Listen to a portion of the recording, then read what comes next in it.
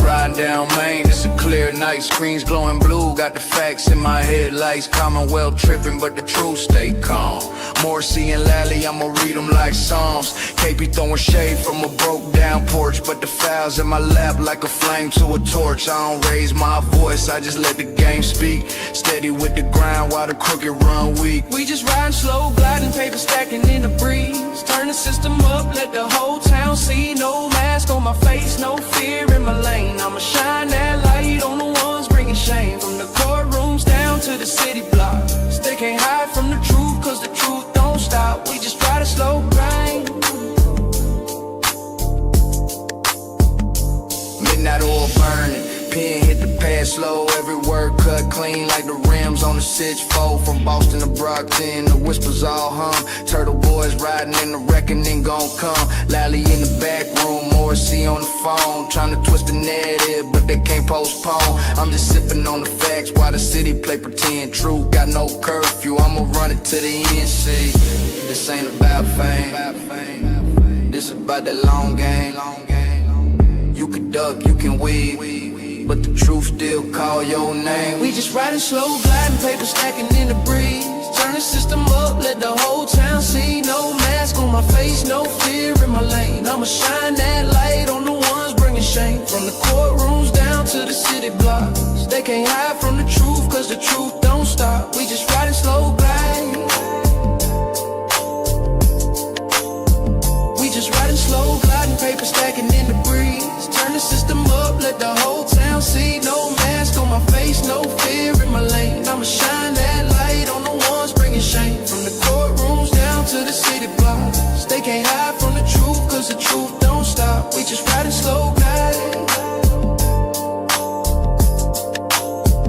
We just call all down to the city blocks.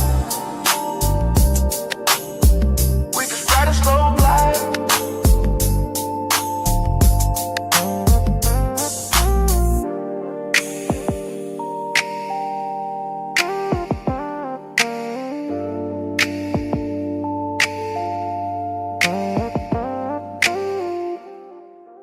My name is Aidan Kearney, known online as Turtleboy, and is a senior editor for TBDailyNews.com. They call me Dr. Turtleboy. It's my preferred pronoun. Daddy. What's up, Daddy? Journalism Jesus. 𝗃𝗄𝗃 Kearney. The one and only Turtleboy. Turtleboy. What's up, Slick? The doctor is here. This guy's a bad motherfucker. That's quite the intro. I've broken a lot of major stories. I've been doing it for about 11 years. I used to be a high school teacher. Turtleboy has changed a lot over the years. I was once a blogger, but now I'm much more accurately known as an award-winning journalist, a satirist, and an activist.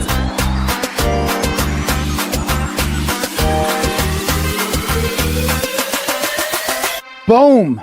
They're screaming your name here. You're the crowd, Daddy.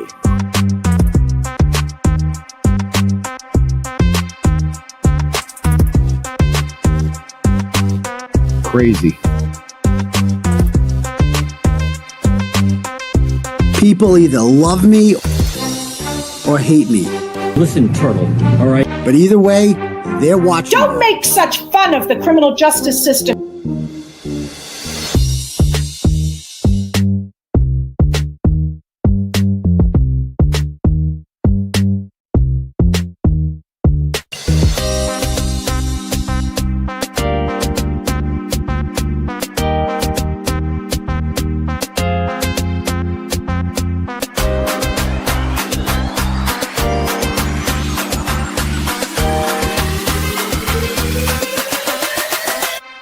Stop it.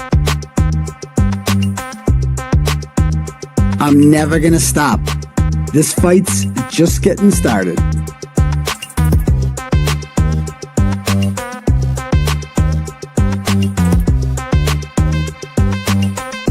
Now let's get this party started.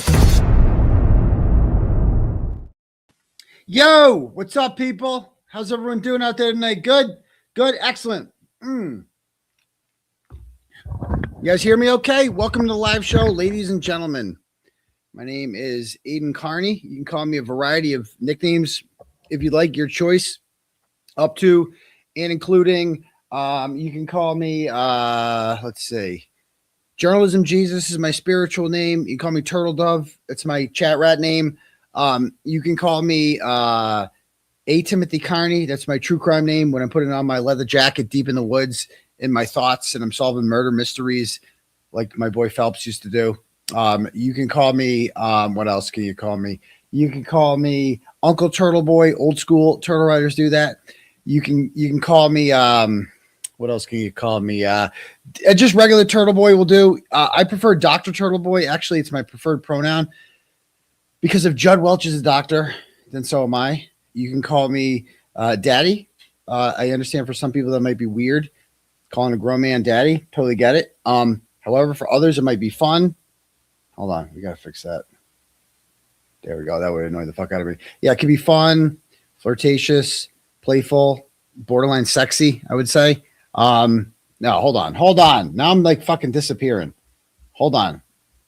We're not even done with the names yet. I'm already fucking, oh God. You can see the whole crowd now. Okay, too much. Nope.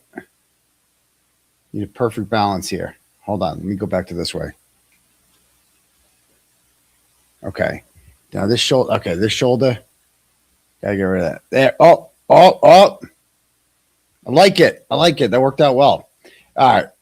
Whatever. There's this shit at the top. Oh, where did it just disappear to? There it goes again. I don't know. Anyway, you can call me different versions of daddy. There's a lot. Crowd daddy, theater daddy, brow daddy, daytime daddy, drama-free daddy, media daddy, saint daddy, and of course, fridge daddy. But any appliance will do. I can fix pretty much anything. You just got to bang on it. That's all you got to do. Just brute strength, you know? Sometimes you just got to shake it and it just gets fixed. Okay. I don't care what you call me. Just be here every Tuesday and Saturday night at 9 p.m. sharp and make sure you smash that subscribe button for me. All right. Hook it up and, give us a thumbs up, whatever you got to do there. It's cool. So yeah. All right. What else was I going to say? So, yeah, that's that. If you guys want to have your messages read out, it's going to bother me. Like, dude, that is going to bother the fuck out of me. Like, why does it keep doing that? It's like right above my head. Dude, like, are you serious? That makes it worse, right? Okay. Maybe if I back off of it. Is that better? Do all this situation. All of this. What that? Now it looks like I have shit. It's raining on me. Like it looks like it's fucking raining on me. What is going on right now? Now, if I do this, okay, I can do this, but now watch this. Okay. Okay, we're getting rid of it, but then I don't want the shirt to disappear. I don't want to blend into the crowd. Does that work? I think that's okay. I think that's actually okay. What's this? Okay. So, quick announcement. Super Bowl squares. 5 more days to the Patriots win the Super Bowl, guys. 5 more days. Can't fucking wait. Are you guys ready for this? We're going to win the Super Bowl. I'm telling you right now. I was listening to Colin Cowherd today. He's always negative. He thinks the Patriots are going to win. He thinks the Seahawks are the better team, but the Patriots are just going to win because that's what we do. We're going to find a way. I'm telling you. It's just like it's destiny. It's like Brady all over again. Brady won in his second year, right? Didn't start his first year. May didn't start his first year either. Now, May played in his first year and Brady didn't, but that's a different situation. And, so Draker is going to play. And I just have I just feel like it's destiny. Second year Brady won. Second year Draker wins. Why not? Why not us? So I just have a feeling, and I just don't think the Seahawks team is that good. Oh, they're so fucking awesome. I mean, are they?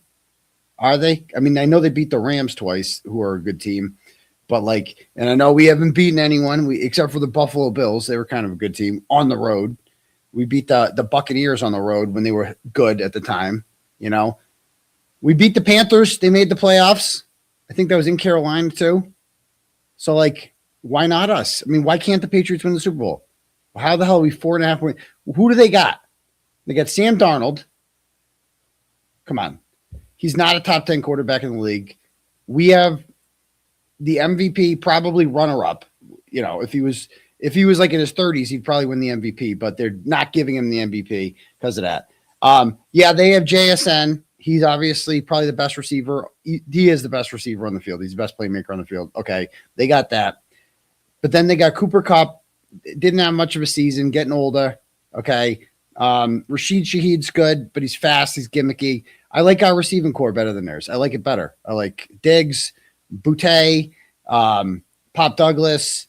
I love Matt Collins. I was not a Matt Collins guy at the beginning of the year. Fucking love Matt Collins, what he brings to this team. He can blocker, heart, leadership. He's that guy. He's like the Kevin Millar of this team, Matt Collins. Hunter Henry, obviously veteran tight end, very good still. The key thing is going to be the offensive line. You know, we have 2 rookies starting on the left side who have been good all season, good enough. And, you know, we won against the Texans. They have a better pass defensive line than any of these schmuck teams. The Chargers, they have a top 5 defense. I mean, the Broncos, we're battle tested. We are battle tested. You know, they have Kenneth Walker, whatever. I love Ramondre as long as he doesn't fumble. I just love him. I love him. And how about that defense? I mean, people act like our defense hasn't been shutting people out. Like that defensive line, Milton Williams, what a pickup. Harold Landry. I haven't seen him playing as much recently. Barmore. And of course, Chason, who he's my sleeper pick for Super Bowl MVP. I always like to take a random defensive player. If you can get like 3 sacks, you can win the MVP. Some shit like that happens. I love Chason, the guy we got from the Jaguars. He's fucking awesome. And the linebackers are better than I thought they'd be. We got obviously 2. We got maybe the best cornerback duo in the NFL with Marcus Jones, the best trio, Marcus Jones, Carlton Davis, and of course Gonzo, right? And I don't know. I like our chances. Why not us? And we got Drake May. We have a huge advantage at quarterback.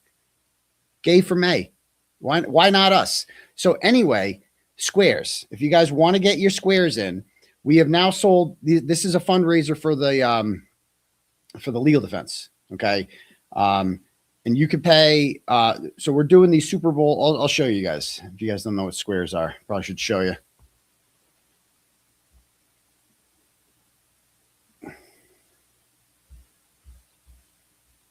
Where'd it go? Of course, the trolls are already trying to like report us for raffles. It's not going to work. Not today, Satan. Not today, Satan.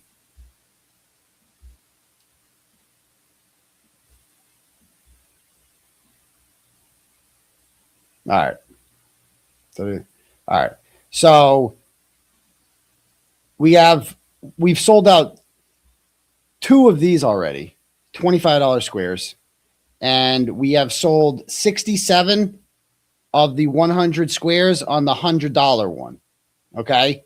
And if you went to the $100 one, right, for those of you who don't understand how squares work, okay, you will be randomly assigned 2 single-digit numbers. Okay. 1 for the Seahawks and 1 for the Patriots. Okay. For 1 square, you get two numbers.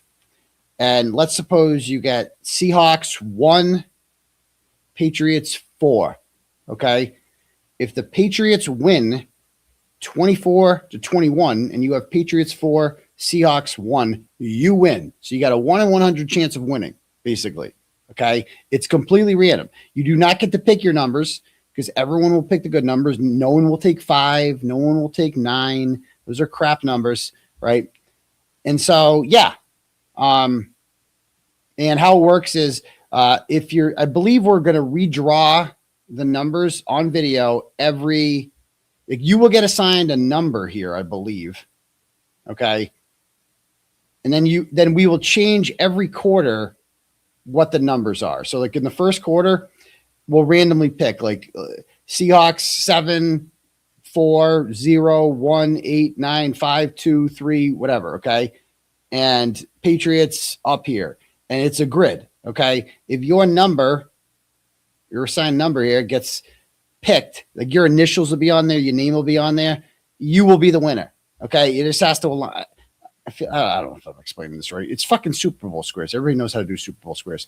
All right. And so First place is going to get $750 for the first quarter. I apologize. If your square is the right score after the first quarter, which, good squares for first quarter are like 0-0 is a good one for the first quarter. 7-0 is a good one. 7-3 is a good one. 7-7 is a good one for the first quarter. Those are good first quarter squares. Okay. Like 8 is a horrible one, like as bad as you can get for the first quarter. You don't want it. 4 can be tricky. Like those get good later on. 8 and 4. Anyway, if your squares are right for the second half, you get 1,000. For the third quarter, $750, and for the winner, $2,500. Now you might be like, well, that only adds up to $5,000.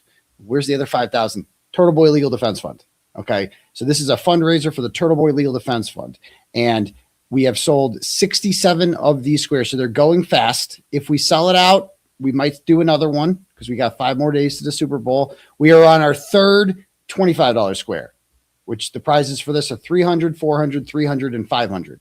Okay, so and in this case, $1,000 goes to the house. All right, so every day I change my prediction. Yesterday I picked Patriots 27, Seahawks 23. I'll be picking the Patriots every single time. But now, let's just real quick before we get started, let's go through here and look at Patriots. I just want to see their scores for the whole year. Just I want to be reminded of it. Okay, let's pull this up.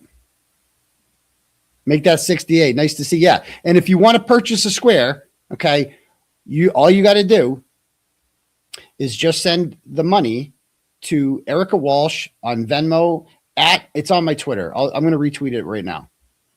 I just did. At Erica-Walsh-18 or Cash App $$ Erica A. Walsh. Do not send it to my legal defense fund. Do not do that at all. Okay. And yeah, so let's see. I want to see the Patriots schedule real quick. Okay. All right. So these games don't count. They're too early, right? Bills, 23-20 over the Bills, 25-19, won by 6, won by 18 over the Titans, 19 over the Browns, 1 over the Falcons. That was a close one. 5 over the Bucks, 13 over the Jets, 6 over the Bengals, 18 over the Giants. Not a lot of like blowouts. Patriots don't win blowouts. 4 over the Ravens. Well, that was a blowout. 32 over the Jets and 18 over the Dolphins. So, whereas like, let's see the Seahawks real quick. I just want to go over the Seahawks and then we'll get started on the show. I promise. If you don't like sport ball, I promise, but it's fucking Super Bowl week. Get over it. Stop being a downer, will you? So the 14-3 Seahawks, who we are undefeated against in Super Bowls. All right. They lost the first game of the year to the 49ers, by 4. Then they beat the Steelers by 14. They beat the Saints by 31. They beat the Cardinals by 3. They lost to the Bucks. We beat the Bucks. They lost at home too, folks. Okay. They beat the Jaguars by 8. That's a good win. They beat the Texans by 8. That's a good one. We also beat the Texans. They beat the Commanders by 24. They beat the Cardinals by 22. They lost to the Rams. Then they beat the Titans only by 6. We beat the Titans by more than that. They beat the Vikings by 26. That's a whooping. They beat the Falcons by 28. That's a whooping. We barely beat them. Beat the Colts by 2. The Rams by 1. The Panthers by 17. We whooped the Panthers too. And then they beat the 49ers. I don't know. I'm just not that impressed by this team overall. I just don't get what all the hype is over the Seahawks. They did beat the 49ers pretty good in the playoffs, 41-6. But, gun to my head right now, I say I'm going to stick with the same score. Patriots 27, Seahawks 23. That could change, though. That is still my prediction right now. All right. So, anyway, if anyone wants their messages read out loud to the class tonight and wants to support me, because as you know, the Commonwealth is coming after me pretty hard. And, whatever you do, Krusty does not want you donating. She's real mad about it. I saw her tweet from earlier Let me see if I can find this tweet. This is I rarely see 𝗃𝗄𝗃 anymore because she has been like replaced. I don't know if she realizes that. Like she used to be. I wonder if she's jealous of certain, you know, replace certain 4-digit numbers that have replaced her on the crazy scale. I mean, not just like the obsession scale. Like 𝗃𝗄𝗃 used to be my number one obsessor, and no one compared to her when it came to obsession. And now she's kind of like an afterthought. Like no one's like, oh, did you see what 𝗃𝗄𝗃 posted today? No one cares about 𝗃𝗄𝗃. Like everyone's into, you know, 5150. Like that's like the one that everyone's talking about now. Like, oh, did you see this crazy shit? Like 𝗃𝗄𝗃 has been completely upstaged on the crazy, like Turtleboy derangement syndrome, like scale. And let's see here. Okay. Oh my God, this guy's so retarded. I got to show you this. This idiot. So this guy goes, oh, you're a journalist. Journalists aren't allowed to do that. Or I forget. He said something like, this guy's a homosexual. Or no, I apologize. And he might be repressed homosexual. He's a virgin. His name is Mike Dury, I think. He's clearly never had sexual intercourse with a woman before. If you just look at his profile picture, it's like very obvious. He thought Kearney was guilty, etc. And he's like, you're not a journalist is not allowed to do this. Okay, fine. Whatever. There's no special rules for journalists with the First Amendment. Okay, fine. I'm an activist. First Amendment rights still apply to me. Say whatever you want. Call me a journalist. It doesn't matter. Like, forget about he's a journalist shit. Like, I am a journalist, of course, and journalism isn't a crime, and that should be a very big deal. But the First Amendment applies to everyone, not just journalists. Like, I have the same right to conduct a rolling rally, whether or not I am deemed a journalist. Okay? It's it. I have the same rights. And so this guy, so I'm like, fine, I'm an activist. First Amendment rights still apply to me. And he goes, blowing up his legal strategy in response to me. I mean, it was bullshit anyway. He's not a journalist. Took a screenshot though. Oh, you got me, bro. Because I might delete that one. Sure thing. So just to be clear here, dumbass, it doesn't matter if I'm a journalist, an activist. My point here is that I'm an American citizen and I have the right to organize a protest. Anyway, like my defense is not I'm a journalist. That's not the defense. The defense is I'm an American citizen and I have First Amendment rights. But more importantly, I have not violated the statute. Not even close, right? Not even close. Because of my intent. It's all about intent. I have never intended to do anything. I have never intended to cause any sort of emotional harm or, I just intended to ask these people questions and entertain the crowd. That's it. So back to the 𝗃𝗄𝗃 tweet. Let me see if I can find this one.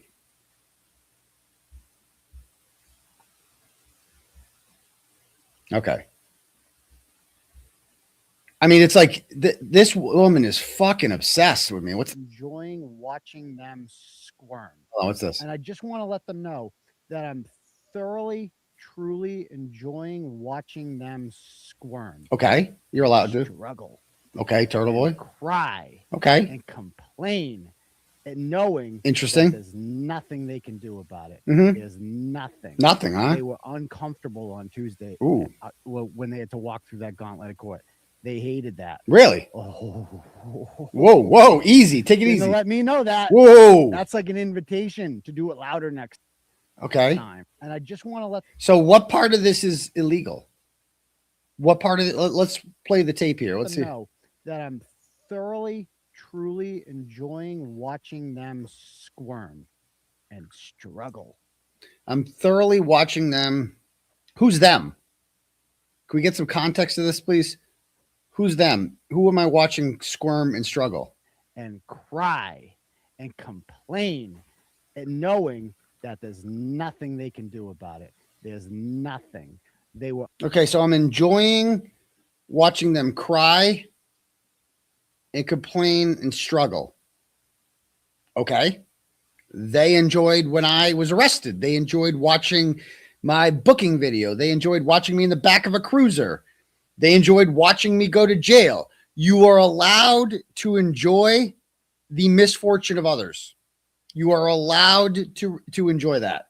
It is not a crime or witness intimidation to enjoy the misfortune of others. That's it. I don't know who needs to be told that, but uncomfortable on Tuesday. hold on. Let's see. There's nothing. There's nothing. They were uncomfortable Okay. on Tuesday. When they had to walk through that gauntlet of court, they hated that. So I assume this is about the September 25th hearing. Jennifer McCabe and them did not attend the July 25th hearing. I assume that's what this is. Walking through the gauntlet. That was the first time I organized a protest at the court. It was July 25th, 2023. Jennifer McCabe did not attend that court hearing. None of the witnesses did. None of them. You know who did? Carl Dougal. You know who I'm not charged with intimidating? Carl Dougal. No one that I'm charged with intimidating was in court on July 25th. So this literally does not apply to any of them. Like, you should probably research that, Krusty. They were uncomfortable on Tuesday when they had to walk through that gauntlet of court. They hated that. Oh, shouldn't have let me know that. Ooh, you sound That's excited like an there. Invitation to do it louder next time. Okay, so to be louder next time. So what's that? What's wrong with that? Is volume against the law? I mean, what is their point here? What part of that is illegal? What part of that is illegal?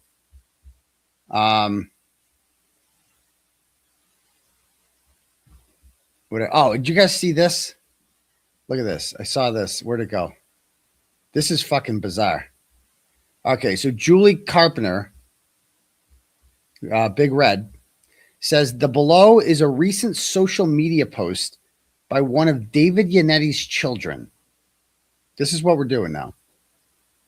They're going after David Yannetti's children. David Yannetti is an attorney.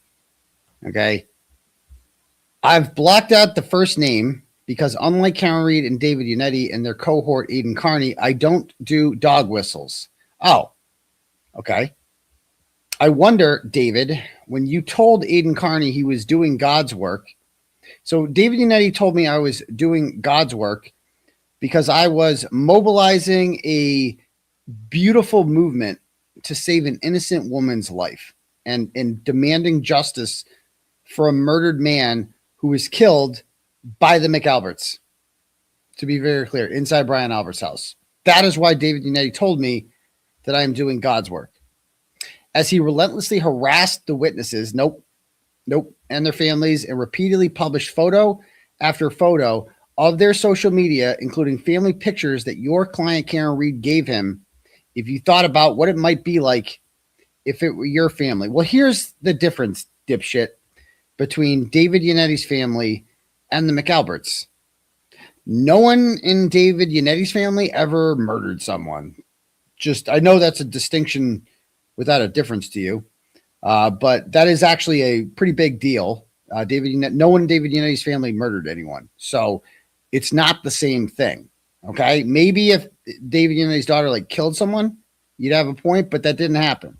Okay, goes on to say, and I don't know how old David Yannetti's daughter is. I know he's got young kids. I don't know how old his daughter is, but repeatedly published photo after photo of. Okay, I wondered, David, when you were destroying Colin Albert's life with your baseless accusations. No, see, Colin Albert was involved in a murder, so it wasn't baseless. If you thought about what it might be like if it were your son. I wondered, David. See, David Yannetti's son would not end up like Colin Albert. He would not make bang bang videos. He wouldn't do anything like that. So I don't think he has to worry about that.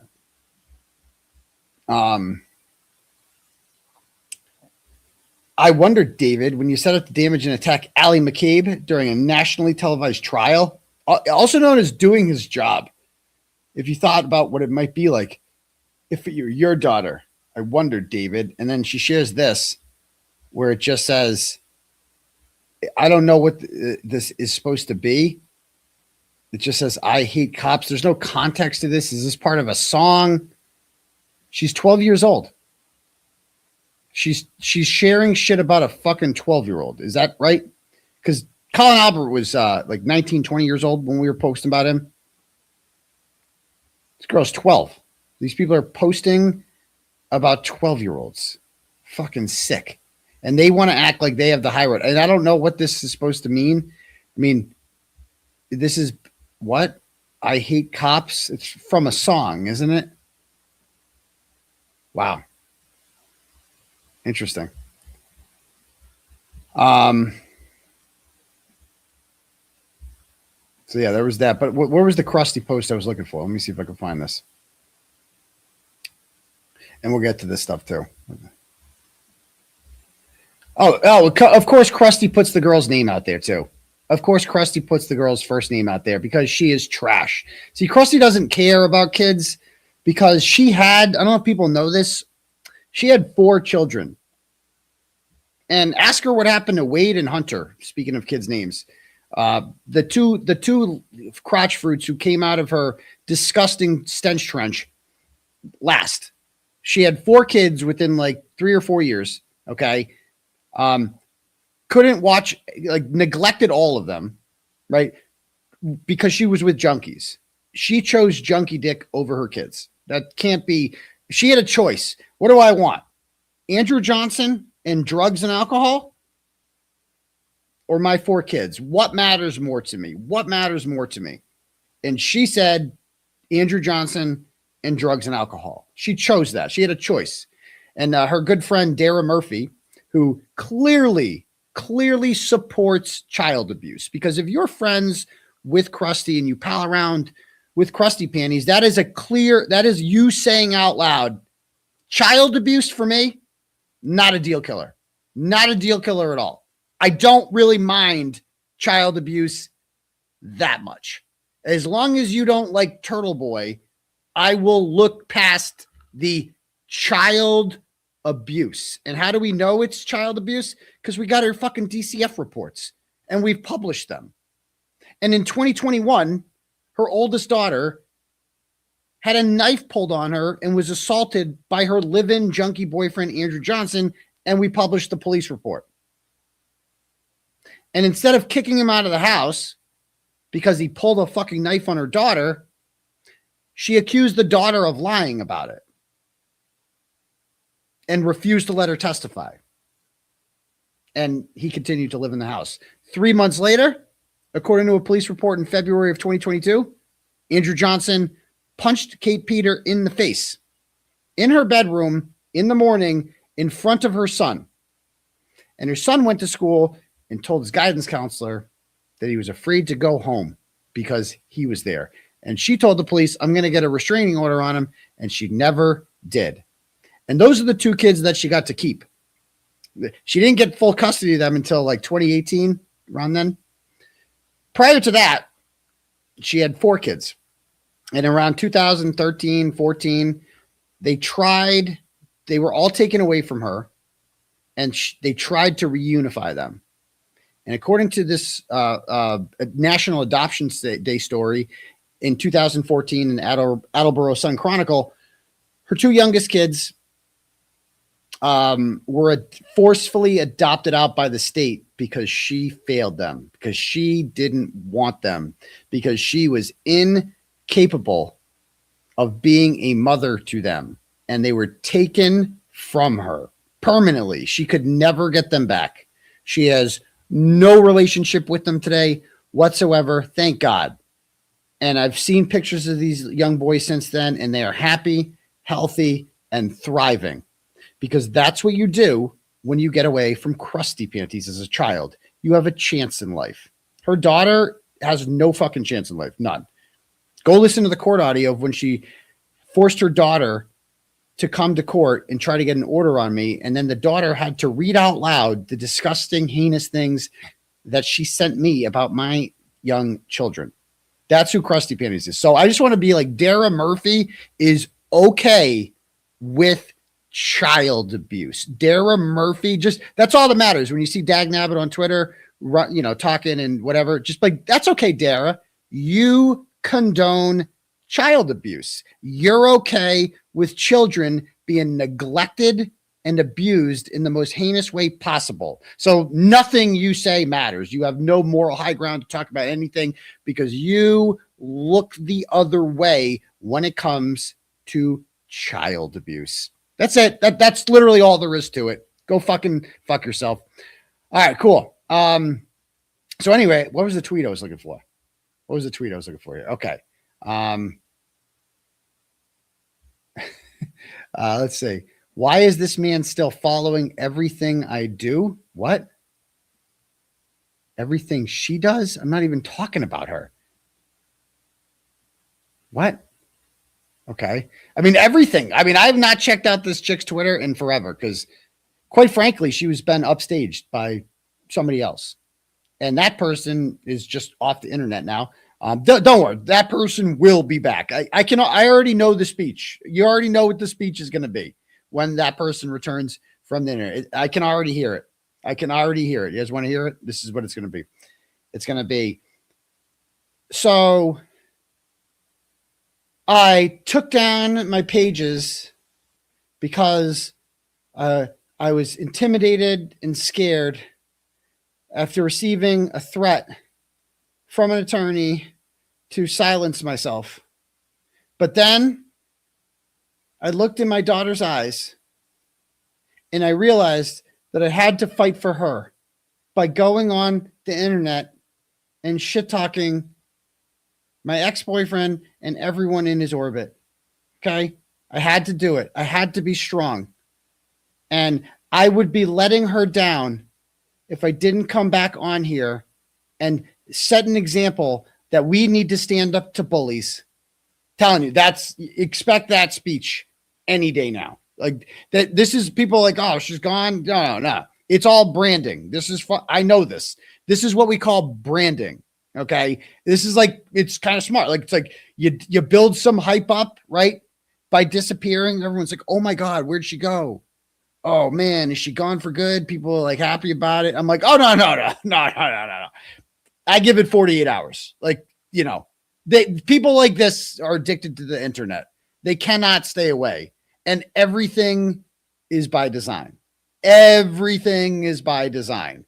It's going to be the whole, like, girl power. Like, I am woman, hear me roar. Like, I finally found my voice again. I was silenced and bullied, but I will not be bullied by a man-child who is short and comes on the couch, even though I wanted to stay with him when he broke up with me. But still, I will not be bullied by a man-child like this, and I will not allow my daughter to grow up in a world where she thinks that we should just back down to bullies. And then all the raccoons and the koalas are gonna be like, oh, yeah, girl, it's girl power. I'm telling you right now, guarantee that is going to be like guarantee. And it builds hype up. It's kind of brilliant. Like, that's the whole brand. That's the fucking brand right there. I've seen this before. I've literally seen this before. It's going to happen again. Mark my fucking word. I'm telling you right there. Okay. I'm telling you right now it's coming. So anyway, so back to this. So this person has, I don't really pay attention to 𝗵𝗫 because she's been upstaged. And so she's sharing, like, posting about me 24/7. What else do we have here? Making more videos about me. Okay. Ooh. You try to scare, pressure. Ellie McCabe, she can get it too. Oh, scary. For John O'Keefe, but you're like, no. I guess it's 11 o'clock. I guess it's a Tuesday night. We'll call him back. We're going to, one of these days, obviously, when I saw him, like, this dude is questions for Colin. I bet you feared this, didn't you? And feared that makes what? me so happy. Feared what? Because you should. Talk to Chris Albert. Harass, coerce, or retaliate. Oh, so serious. Examples. Again, remember, the person talking is a well-documented child abuser. She lost her 2 youngest children to the state because she abused and neglected them. And every single person dumb enough to support her is saying that they support the abuse of children. Never forget they that. often rely on. Threats, explicit or implied. I'm just talking to Julie. Just her and I are having a one-on-one conversation here right now. Ooh. You know what I'm talking about, Julie. What? You know what I'm talking about. So I bet you feared this, didn't you? And that makes me so happy. Because you should. Talk to 𝗃𝗃𝗧𝘂𝗏. Oh, you know what I was talking about Her there? and I are having a one-on-one conversation here. Oh, you know what I'm saying here? Oh, I hope they bring this up in court. This is when Julie Albert knew about the text message.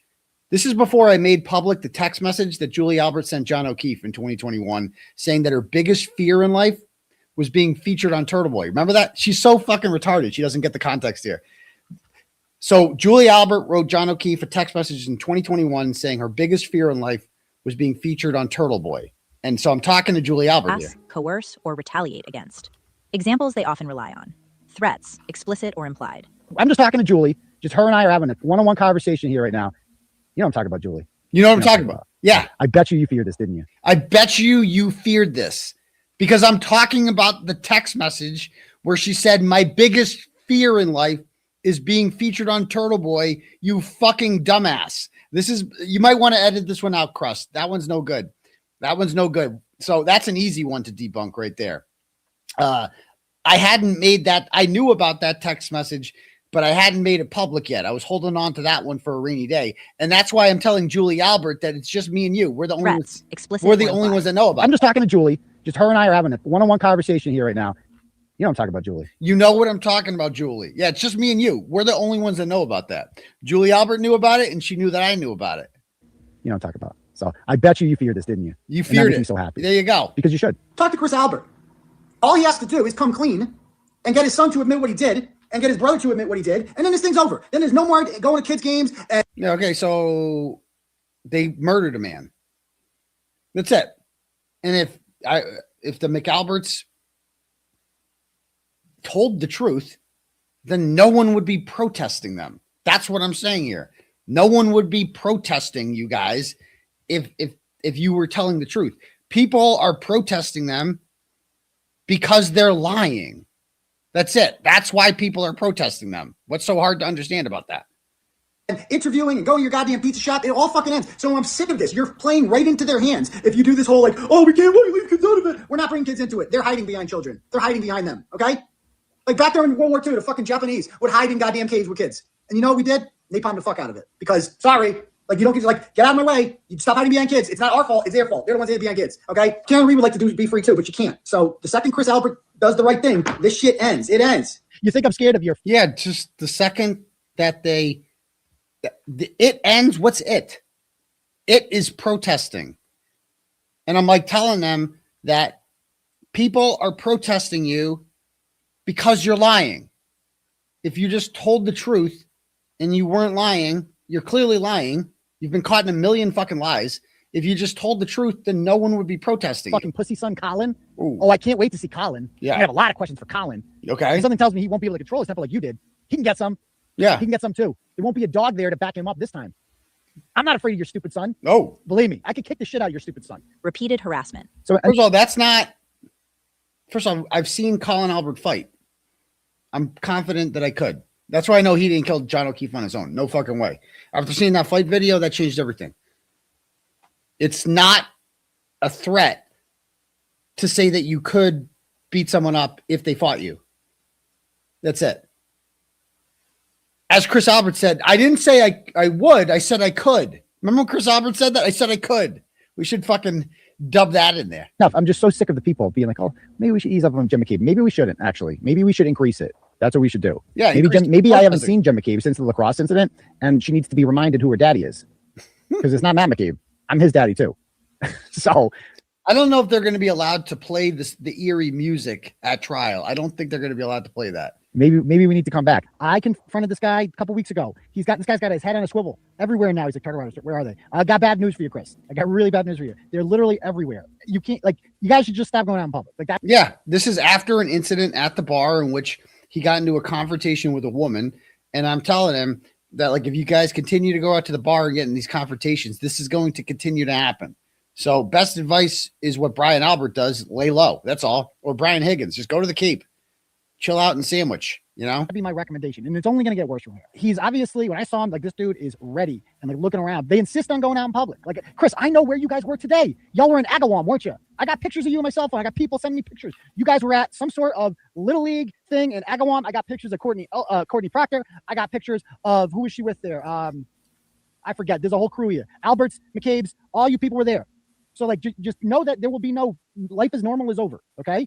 I go down to your pizza shop and I stand out there for an hour and I yell shit about your son. I just shit all over your child, Chris, your middle child. I go down there and I shit all over him and I accuse him of some of the most heinous things possible.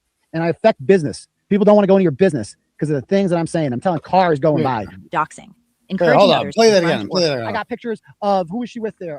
Like, just know that there will be no, life as normal is over. Okay. Life as normal is over because they are witnesses who are lying about something in a well-publicized murder trial. That's just a fact. Life as normal is over. Like, they'll always be the McAlberts. I go down to your pizza shop and I stand out there for an hour. Okay. And I yell shit about your son. I just shit all over your child. Okay. Chris, your middle child. I go down there and I shit all over him and I accuse him of some of the most heinous things possible. And I affect business. People don't want to go into your business because of the things that I'm saying. I'm telling cars going by. Doxing. Encourage. What's wrong with that? Can we hear the full context of that, please? I do go down there and I accuse them of being involved in the cover-up of murder. That's just a fact because they were. You're allowed to do that. What is the problem? Others to confront or harass. Okay. There we go. I don't think he's going to call back. I don't think he's going to call back. Why didn't I think the call there? I guess it's 11 o'clock. I guess it's a Tuesday night. We'll call him back. We're going to, one of these days, we're going to order a pizza. Oh, so this is the one. Oh, I got to play this one. All right. So they claim, right? Let's see if I have this. Where'd it go? Gotta find it. Give me a sec.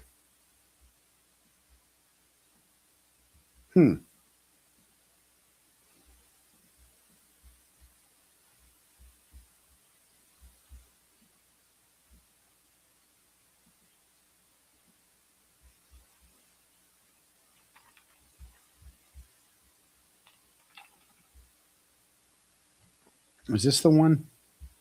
I found it somewhere else. Hold on. I got to find this. It was a tweet from Mama Llama, I think. She like, okay, because I made some post saying that, like, I'll find it right now. Hold on.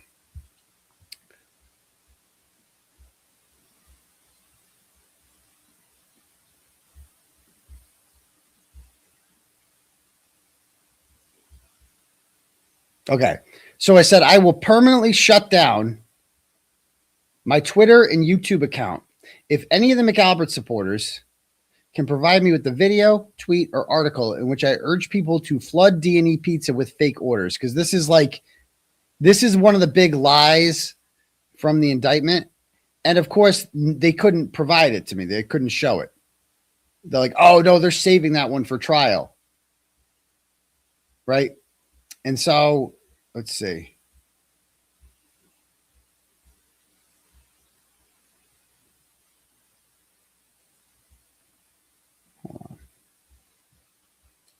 She posted a video of it. Let's see. Where'd it go? Okay, here it is. So she posts this. So she goes, I will permanently shut down my Twitter and YouTube account if any of these people can show me this. A video, what does I say? That could provide me a video tweet in which I urge people to flood D&E pizza with fake orders. So she posts this video. Let's see if it aligns, shall we? We'll call him back. We're gonna one of these days we're gonna order a pizza from D&E. Oh, then we're all gonna call it. Why haven't we thought of that? Why haven't we all just clogged up the D&E pizza lines? Let's make life uncomfortable for them, shall we? So I'm gonna call them and order a pizza. Where do I say a fake order? Where do I urge people to call up and make fake orders? I must have missed that part. We'll call them back. We're gonna one of these days we're gonna order a pizza. Order a pizza. Oh, then we're all gonna call it. Why haven't we thought of that? Why haven't we all just clogged up the D&E pizza lines? Let's make life uncomfortable for them, shall we? So why haven't we? I said, I don't urge people to make any sort of, I must have missed the part about fake orders. Did you guys see that part? I'm like offering to pay for pizza. Like, why would you not want that? Isn't that a good thing for your business? I guess, but I guess not at D&E Pizza. So I found the actual full clip of it. I went back and I did my research too. Because Daddy likes to fucking research. All right. And let's go listen to it. Let's see what this clip says. This is from May 30th, 2023. This is the day that 𝗳𝗵𝗂𝗶𝘺 tries to get an order on me. Oh, thank you. I agree completely. I don't give a shit about the haters, man. That'd be great. Thanks. Bye. Okay. I was also wondering if... All right. Here we go. Let's put a donation. You know what I'm going to call right now? Let's call D&E Pizza. Oh, don't do it. Don't do it. You're going to get indicted. Don't do it. We've never called them, have we? Let's call D&E Pizza. Don't do it. We need to do this. They're not going to like this, Turtle Boy. You're going to go to jail. Don't do it. You're going to be in jail in like 6 months. Stop it. We haven't thought to call them. Don't do it. It's not worth it. Think about your kids. Did Laura fall asleep on her phone again? Well, I like this question.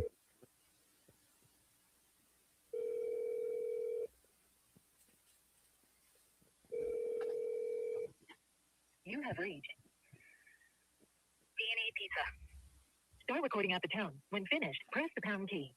Hey, what's happening? Looking for 𝗃𝗃𝗃𝗃 there. Looking for a nice, large chicken parm. So get in the kitchen and start cooking for me, baby. Ooh, get in the That's kitchen. what we need from you. I was also wondering if I could talk to your son, Colin. See if he's been doing any murdering lately. No. By the way, this is award-winning journalist Aidan Kearney calling. He knows who you are. Turtleboy Daily News. He's hoping to get an exclusive interview with you. I know you said it was unfortunate that I wrote about this, but what's really unfortunate is your mediocre chicken parm. So if you give me a call back when you get this. Roasted, that'd be great. Thanks, roasted. Okay, so I left him a voicemail. There's no orders or anything. You're allowed to do that. I didn't make any jokes about blood pizza. I'm just like making jokes about. I don't think he actually. Is this the fake order? Is that the fake order? Does he actually think that this was an order? I want to play that again. Okay. Exclusive for me, baby, because that's what we need. When finished, press the pound. Hold on. Hey, what's happening? Looking for 𝗃𝗃𝗃𝗃𝗃 there. Looking for a nice, large chicken parm. So get in the kitchen and start cooking for me, baby. Get in the kitchen. That's what we need from you. I was also wondering if I could talk to your son, Colin. See if he's been doing any murdering lately. By the way, this is award-winning journalist Aidan Kearney calling from Turtleboy Daily News. Just hoping to get an exclusive interview with you. I know you said it was unfortunate that I wrote about this, but what's really unfortunate is your mediocre chicken parm. It is unfortunate. That's very unfortunate. That'd be great. Thanks. Bye. Like, think of that. Like, again, the 𝗺ście panties of the world think that they're just going to play their clip with like the dun dun dun dun dun dun dun dun dun, like all serious and shit. Like, this guy is fucking bad. You don't get to play the music with it. Okay. You get to play the dastardly music.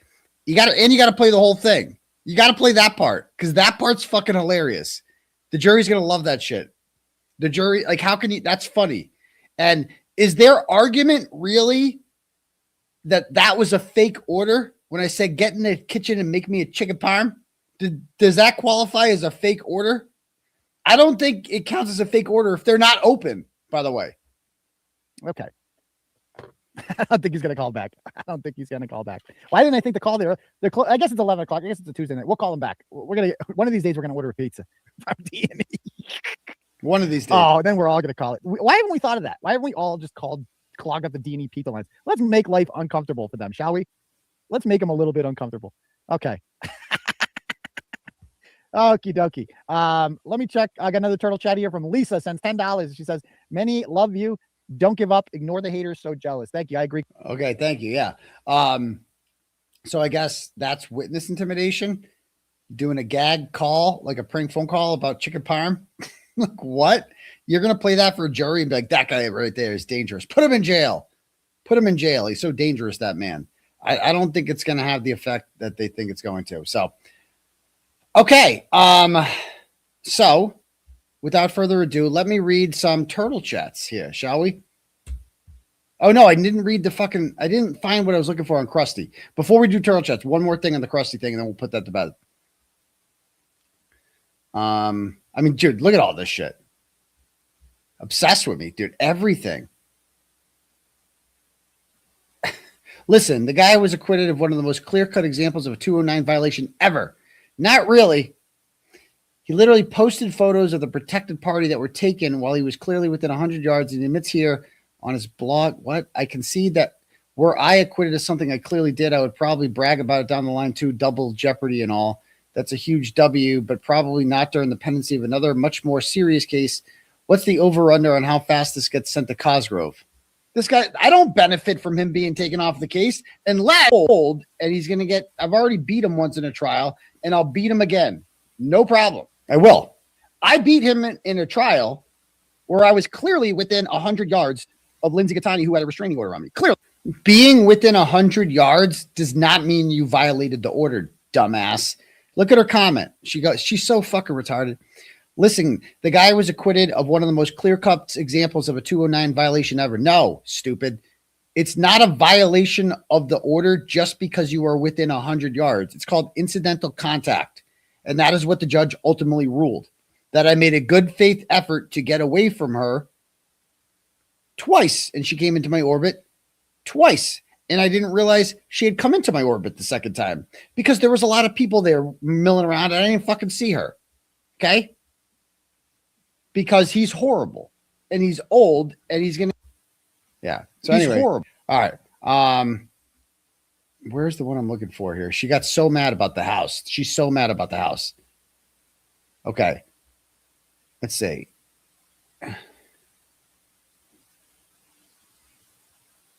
To let a judge kick him in the nuts. Okay. All right. This is the one, dude. This is so funny. So she's mad about me. Like, just look at this. This is such poor people talk here. All right. Throwing all their resources at him. Come on, Turtle Riders. Don't be dumb. How many resources do you think pressing play on the hours of footage he lovingly recorded and then posted of himself really requires? Okay. See, throwing all their resources at him means that they're not dropping this loser case, that they're going to continue on with this joke of a case. That's what that means. And that they're going to, and by the way, they're going to have to pay for a second prosecutor now as it's looking that way. So that's what I mean by resources. They've already hired 3 special prosecutors to do this fucking case. 3. 2 of them quit. So it says, he is buying a house. He does not need or deserve your money. So guys, whatever you do, don't donate because crusty panties will get mad. Okay. If you guys, for every dollar that you guys donate to my legal defense fund, crusty panties gets real upset. And we don't want to see her upset, folks, do we? We don't. She's having a tough time in life in general. We don't want to see the crust, get all rust. We don't want that. We want give her a break. Stop. Oh my gosh. If you guys keep donating to my defense fund, she's going to get so mad and we can't have that now, can we? But her whole thing here about she's so jealous. Also, he is buying a house. Yes, I am buying a house. Something she will never do because she lives life as a poor person. Because she can't keep a job, she has no skills, she has no education, she's just fucking useless, and she's not good. Yes, I'm buying a house because I'm successful. I also have a lot of legal bills. That's the thing. If I didn't have this defense fundraiser, I'd be fucked. But luckily, people do, and you know why people donate to me? Because I'm fucking worth it. Because I'm awesome. Because I'm doing something that they appreciate and value. And I've made personal sacrifices in doing so. I went to jail for 60 days. I've been on bail for almost 3 years, right? I've been arrested. I've been indicted. I've been all that shit. I made a lot of sacrifices and people want to back you up. That's why people constantly come up to me in places and ask to take pictures and tell me how much they value my work and blah, blah, blah, blah, blah, blah, blah. Okay. And I really appreciate that when they do that. I'm not poo-pooing that with blah, blah, blah. I do really appreciate that. So she can't relate to that. That doesn't happen to her. And this is just jealousy. They're just mad that I get what they think that they are owed. They're the good guys. I'm the bad guy. Why are all these people doing nice things for them? So please, whatever you do, don't donate because crusty panties will be really upset by that. Because he goes, he is buying a house. Of course, you know that. She doesn't miss a show. She doesn't there was no way she was going to miss that. There was no way she would not know about every aspect of my life. And I am buying a fucking house. right? And the house is fucking awesome too. It's got a pool. All right. I didn't even want the pool. I'd rather have a yard, but it came with a pool. You got to keep the pool. Okay. And it was a little more than I wanted to pay, but fuck it. I got a documentary coming out. I got a movie coming out. And I am going to enjoy my fucking life because I earned this shit. This is the fruits of my labor paying off, the sacrifices. Okay. And yes, you know why I'm buying a house? Because it's better than being homeless. Because human beings need food and shelter. I'm also going to buy food and put it in the fridge. So human beings need shelter, a roof over their heads. And I needed to, you know, I'm not the McAlberts. I'm not going to throw a fucking dead dog in there and cover it up. I'm not going to do that. So, but yeah, I know that makes her really mad because the idea of home ownership to her is such a foreign concept. She's never thought about it. She'll never own property. This isn't anything against renters, but she's going to rent her whole fucking life, right? Because she's in rent mentality. She's not in ownership mentality. She doesn't think like that. And so she's not going to like ever own a house. And this is the third house I'm going to own. I bought a starter house in 2009 when I was like, whatever, 27, right? Little starter home, 150 grand in Worcester. Got the job done. Lived there for about 7 years. Met my ex-wife. Actually, the day I moved into that house, I met my ex-wife. And then we had, you know, a baby. And there was only 2 bedrooms there. And we wanted to have another baby. So we needed a bigger house. And we didn't want to live in Worcester. So we moved to the lovely suburb of Holden, which is like if you grow up in Worcester, that's how you know you made it in life. You move to Holden. You get the fuck out of Worcester. And so we moved, and everybody in this town is from Worcester or Fitchburg, like, or Leominster. Nobody in Holden's actually from Holden. I don't think I've ever met anyone in this town who grew up in this town ever. This is a town full of people who just wanted to get the fuck out of Worcester and Fitchburg. That's it. So anyway, so yeah, I moved here, bought a real nice home, 4-bedroom, 2,500 square foot house, right? Good value. Bought it at $390, I think. It's worth like over 700 now. Lost it. Got divorced. Gave her the fucking house. You can keep it. It's easier that way. And getting another house now. Daddy's got a fucking new house. All right. And I earned that shit. And I know it's hard for people like her to understand, but it's actually not much more expensive than renting. It's a little more because you got to pay for like property taxes and insurance. That's where they get you. But as far as like the mortgage and interest, it's the same fucking thing, except you get equity. Every time I pay my mortgage every month, a little bit goes into mine. I own that shit. It's, you know, so it is. It's crazy to think about. In 2016, you get a home for $390 like that. Like that, you know what you get for a home for $390 now? Shit. Fucking shit. So anyway. And like, you know, even in like the house that I buy, I'm not going to say how much I've spent on it, but like it would be significantly more in Canton or in Eastern Massachusetts. So like move out here. You'll love it out here. All right, cool. All right. Let's read some turtle chats, shall we? And don't forget, give us a big thumbs up, smash that subscribe button if you haven't already. I also wanted to thank a couple people I missed last episode. Let's see here. I don't know how I missed this. She likes Texas 12, gave 20 memberships. That's very generous of her. So thank you very much. Get your memberships today, folks. I think we're getting close to 1,000 members, and members only streams on Fridays. US Lily 80, 5 memberships. Thank you very much.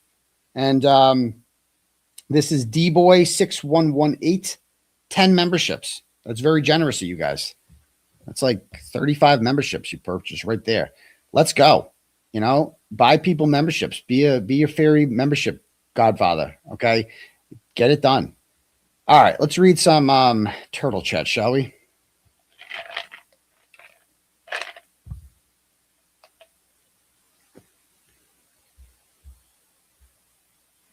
All right.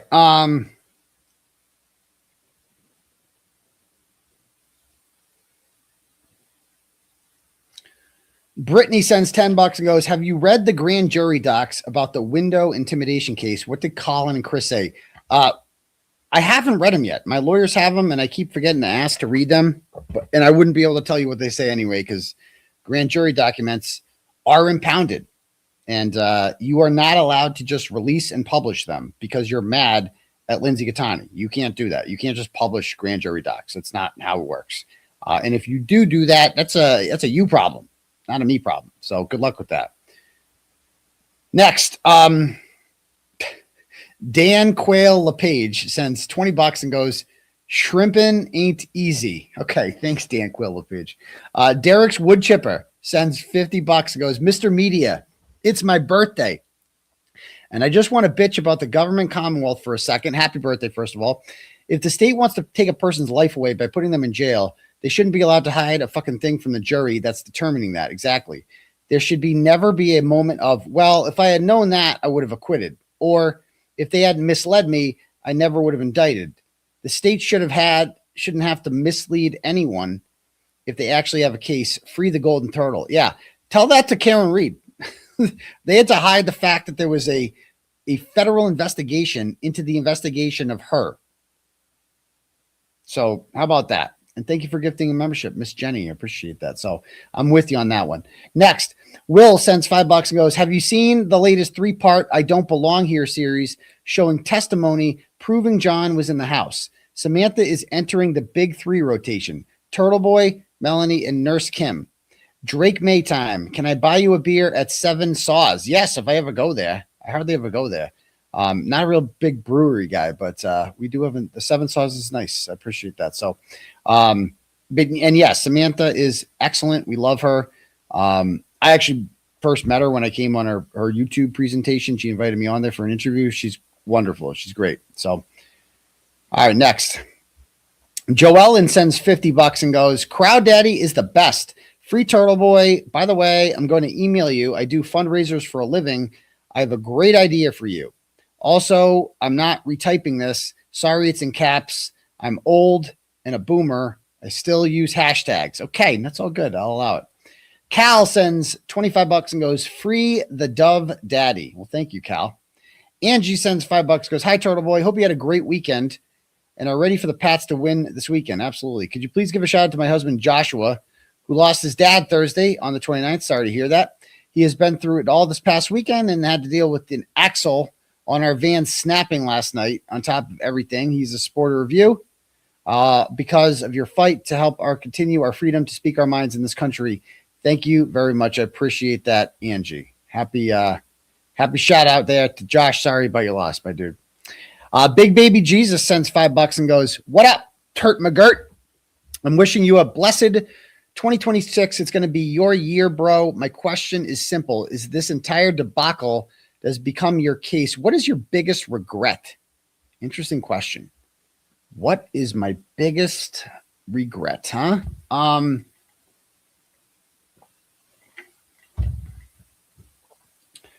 That's a real good question. You know, I would have preferred not getting arrested, but I don't know if there's anything I could have done. I think they were going to do that no matter what. I don't regret the rolling rally. The rolling rally was important. It was great. It was really good stuff. I don't have any regrets about anything that I said because everything that I've said is legal, protected speech. I mean, honestly, you want real talk? Real talk? My biggest regret? I mean, what do you guys think my biggest regret is since April 18th, 2023? What do you think my biggest regret is? Yeah, people, you got it in the comments. Women, like that's it. That is my Achilles heel. And people like, which do you regret more? You know, Lindsay or 5150? And you know, they went to jail over the Lindsay situation, right? That's obviously a big one. But that was over in 60 days, you know, and I got out. And I honestly, the other one's worse. Like the other situation, I look back on it and it's just like, that should have been like that was my peak. Like when I got out of jail, right? That was it. That was like, I'm divorced for the first time, legally separated, trials coming on, there was no better point in life to be single. Like that was the ideal being single time, right? Like you'll never get that many opportunities for poontang in your fucking life, right? I mean, that's just a fact.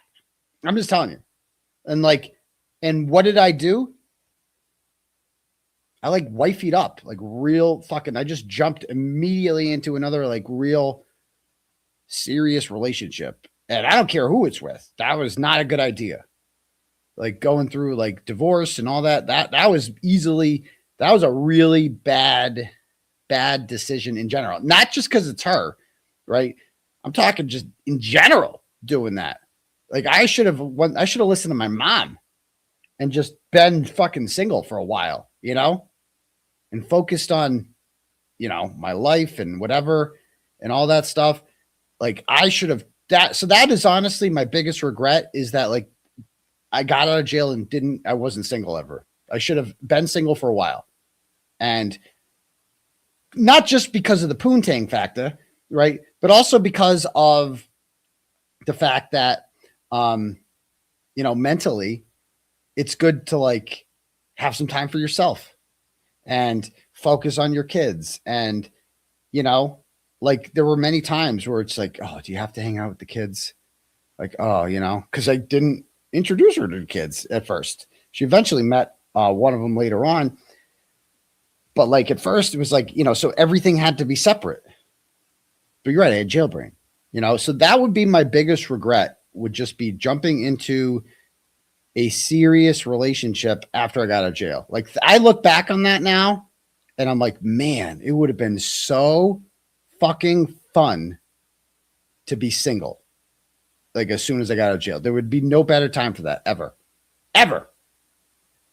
Like I look back on that. I just be ever. Forget her. Forget like she could have been the greatest person in the world, the most awesome girlfriend ever. Still should have been single.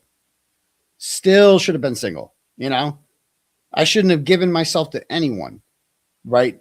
Like that should have been my time to like find myself, as they say, and you know, spend time with my mother who died 4 months later, and you know, my kids who I didn't see, and I did see them afterwards plenty, but like I don't know, that would be my biggest regret, was that. Obviously I regret going to Medfield on December 23rd 2023.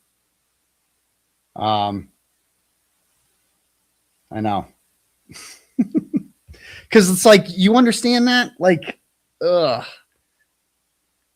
think about all the opportunities. Like there was a lot. There's a fucking lot. It's a lot. There's a lot of people in my inbox, dude. And I'm like, yeah, I have a girlfriend. Can't do that. Just trying to be good. I was trying to be good. You know what I mean?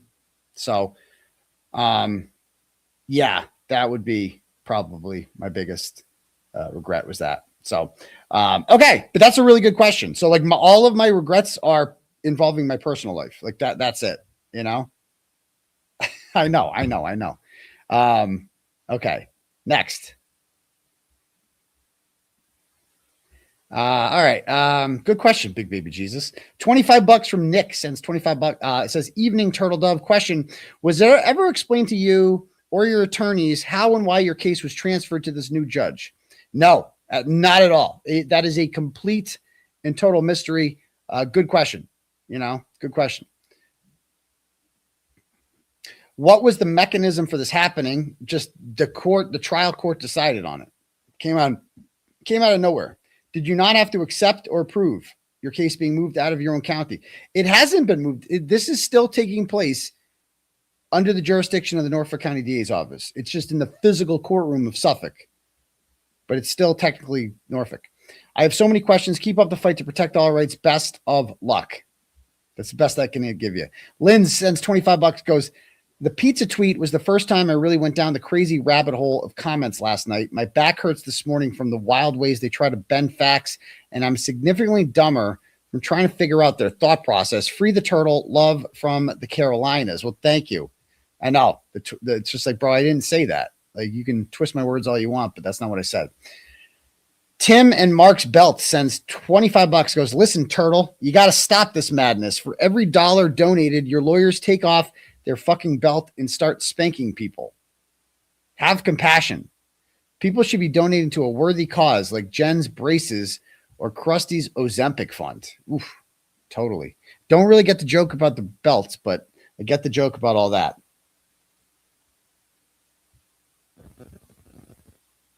All right, let's see if we have any cash apps here. All right, Dina sends $10 and goes, it makes sense to pay mortgage instead of renting. Congrats. Exactly. Thank you, Deanna. Odd sends $5 and say Audrey is amazing. Audrey is amazing. Great job, Odd. Thank you. Caroline sends $10 and goes, no message necessary. Turtle emoji. Thank you so much. Okay. If anybody else wants their messages read out loud to the class, the link for the turtle chat is at the top, or you can cash app me at $ Uncle Turtle Boy, and we can do it that way. Okay. First things first. Let me pull up here the new order.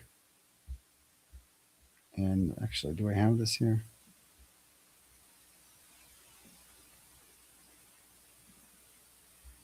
Okay, there it is.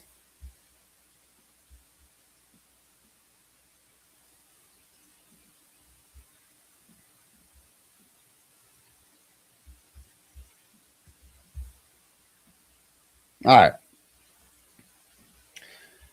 right. So the motion to recuse, we found out today that the judge filed something on it. Let's see what it says.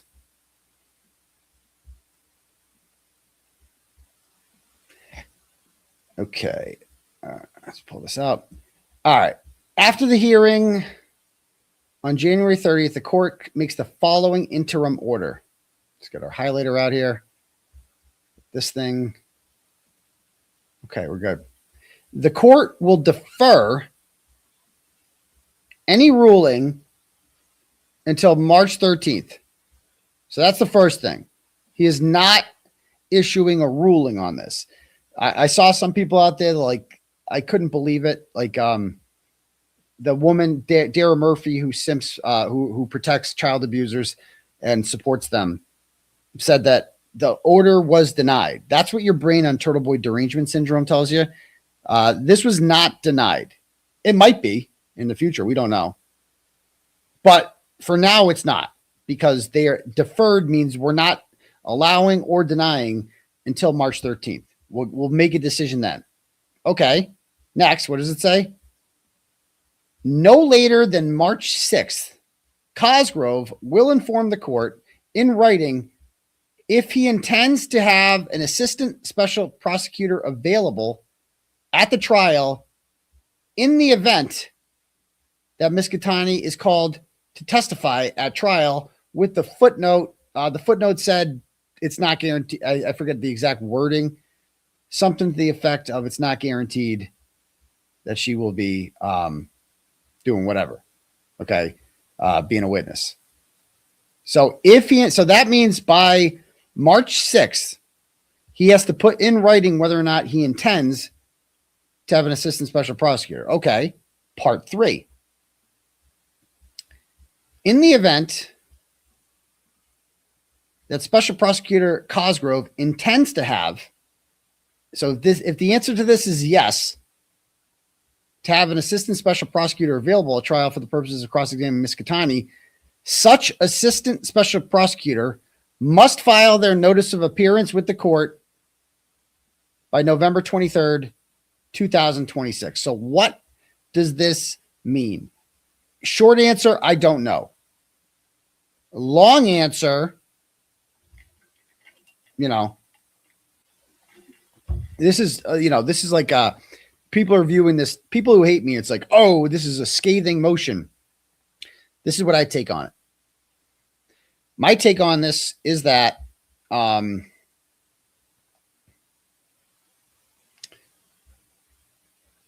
they are basically saying here that Cosgrove must announce by March 6th if he's going to have a special prosecutor for Lindsay Gatani.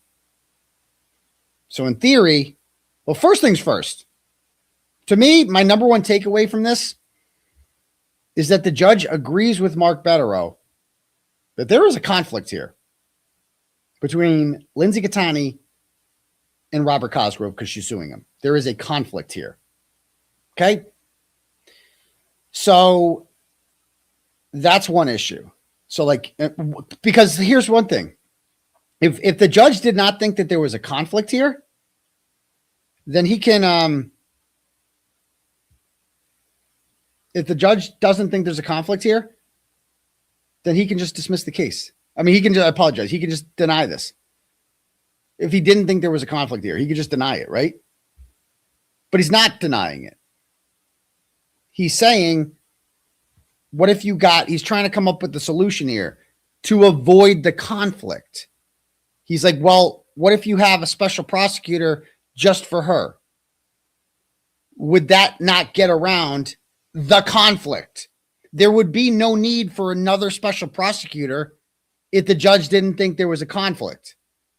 This is affirmation that there is indeed a conflict, that Robert Cosgrove cannot cross-examine Lindsay Gatani. Now, we disagree that another special prosecutor, an assistant, should be called in just for her. We disagree with that because Cosgrove's still on the bench. Is he not? He's still sitting there. And he's still part of the prosecution team. But here's a couple issues with this, right?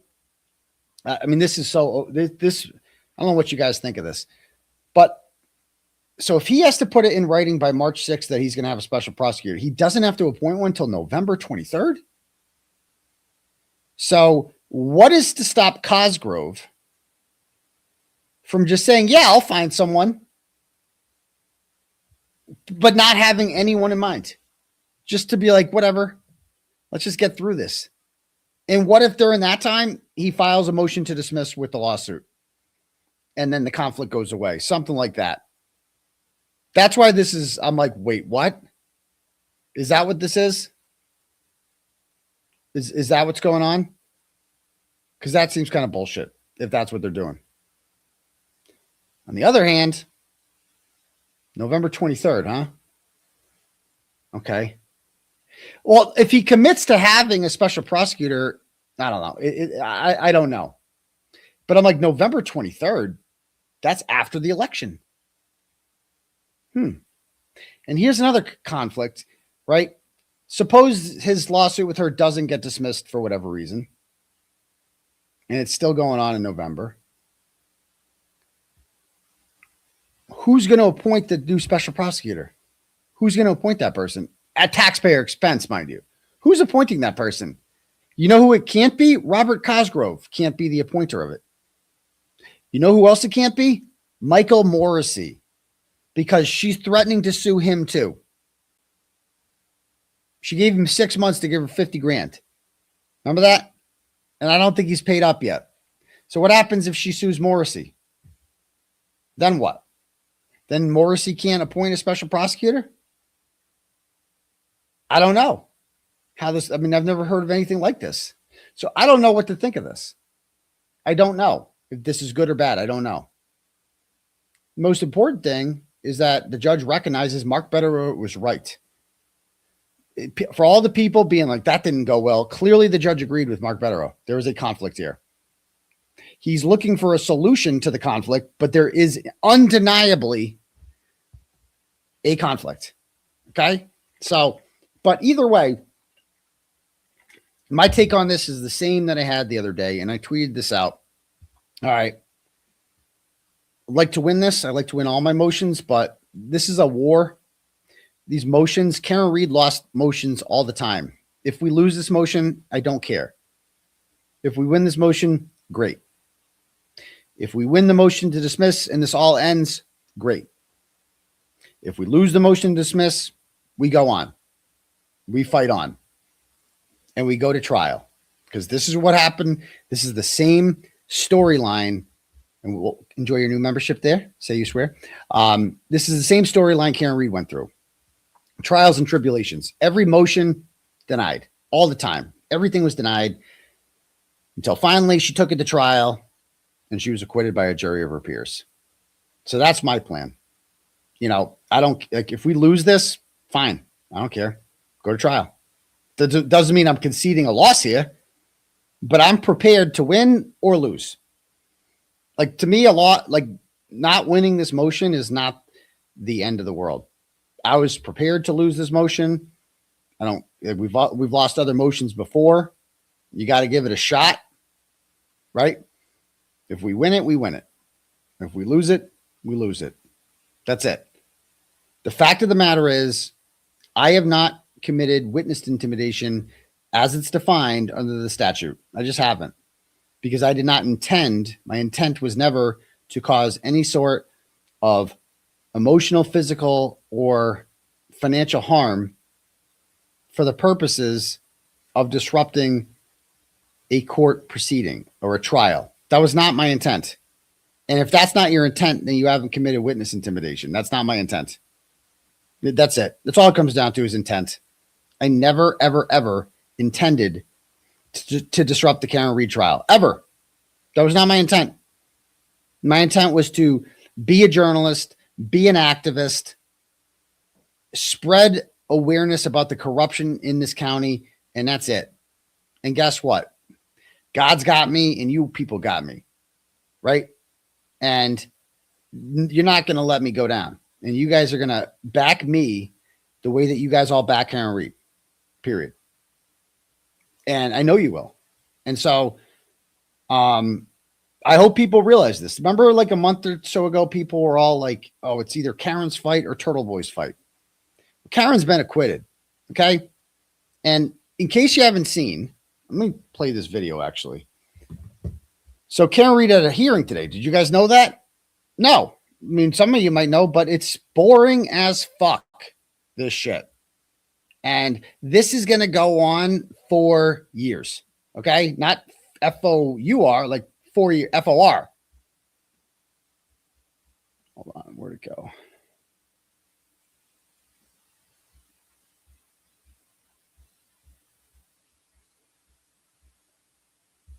YouTube Studio. How do I see my recently played videos? I'll send it to myself. Give me 1 sec.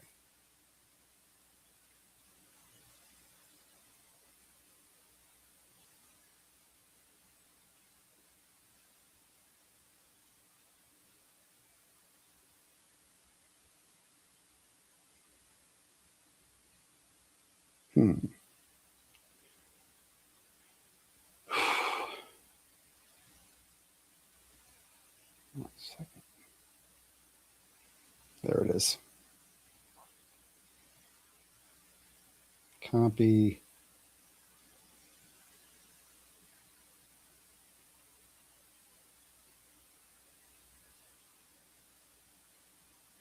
All right. I think I just sent it. Let me see if I sent it.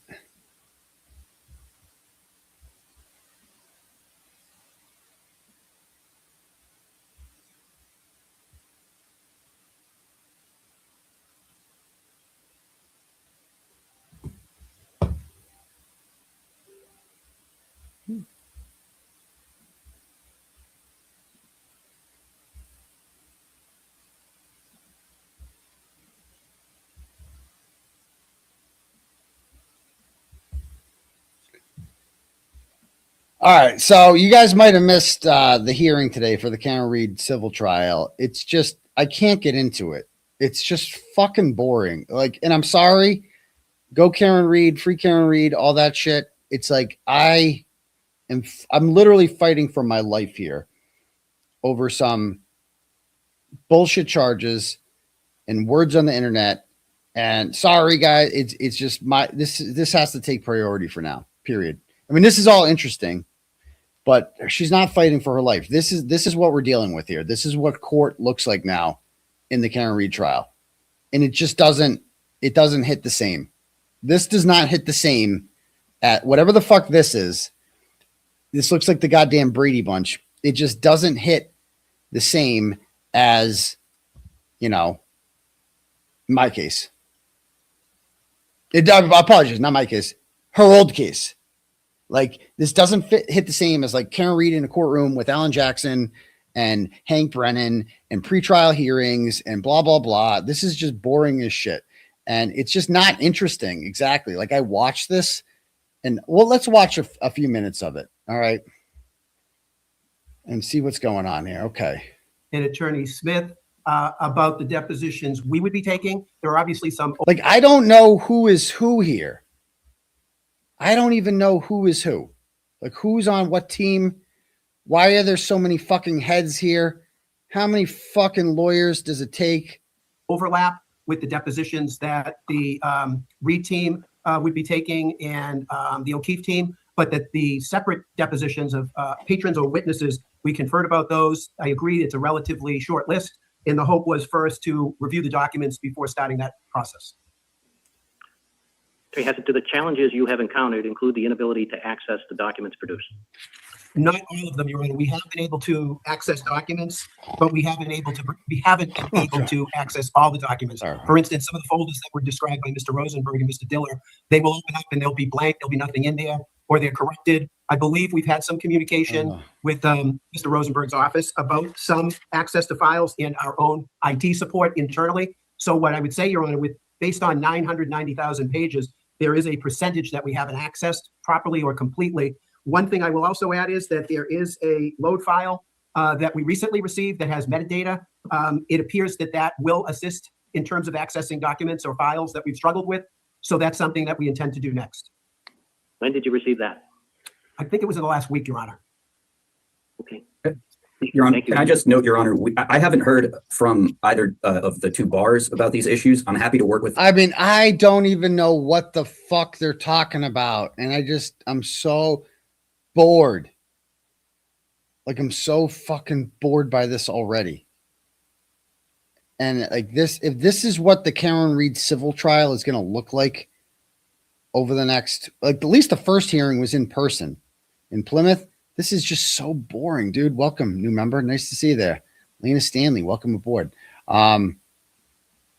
Just like I've been working with Mr. Diller to have these documents assist with whatever technical issue that they're having. I just haven't been aware of those yet. So if they reach out to me, I'm again happy to help with that. But I understand there is a lot of paper here, and there is a need for e-discovery vendors because primarily the plaintiffs have asked for all of these million pages of documents. So I understand why all of the parties are explaining the need to access things in order to go forward and proceed even further with discovery. But I just want to be clear, to the extent there's any technological issue, parties need to reach out to us and let us resolve those, which we will do. But the common theme seems to be that they're all having some difficulty. Well, I agree with you based on what I just heard, Your Honor, but I'm not aware of that until just this moment. The only party I've conferred with. We're literally talking about paper. This is an argument over, like, we're trying to get paper from them. There's a lot of paper, and they're not getting the paper. About these issues is Mr. Diller, and we've been talking about it for, I think we'll agree we've been talking about it for a month or more. So I'm more than happy to do that. And I don't know what the issue is from the other defendant's perspective. I know from Mr. Diller's consultant what the issue is now. I think this is her lawyer. I don't know who's on what team here. Okay, I know these two. I know this one, Dildo, and this one, oh, spicy young thing over here. These are the O'Keefe lawyers. I know that. Seligson is a Reed lawyer. I guessing this guy, this sharp young guy right here, Aaron Rosenberg, he seems like a Reed guy. I'm guessing, but I'm not entirely sure. Like, who am I rooting for here? It's just not the same. It's not the same. Which I believe we've resolved, and he's said he should be able to know that shortly.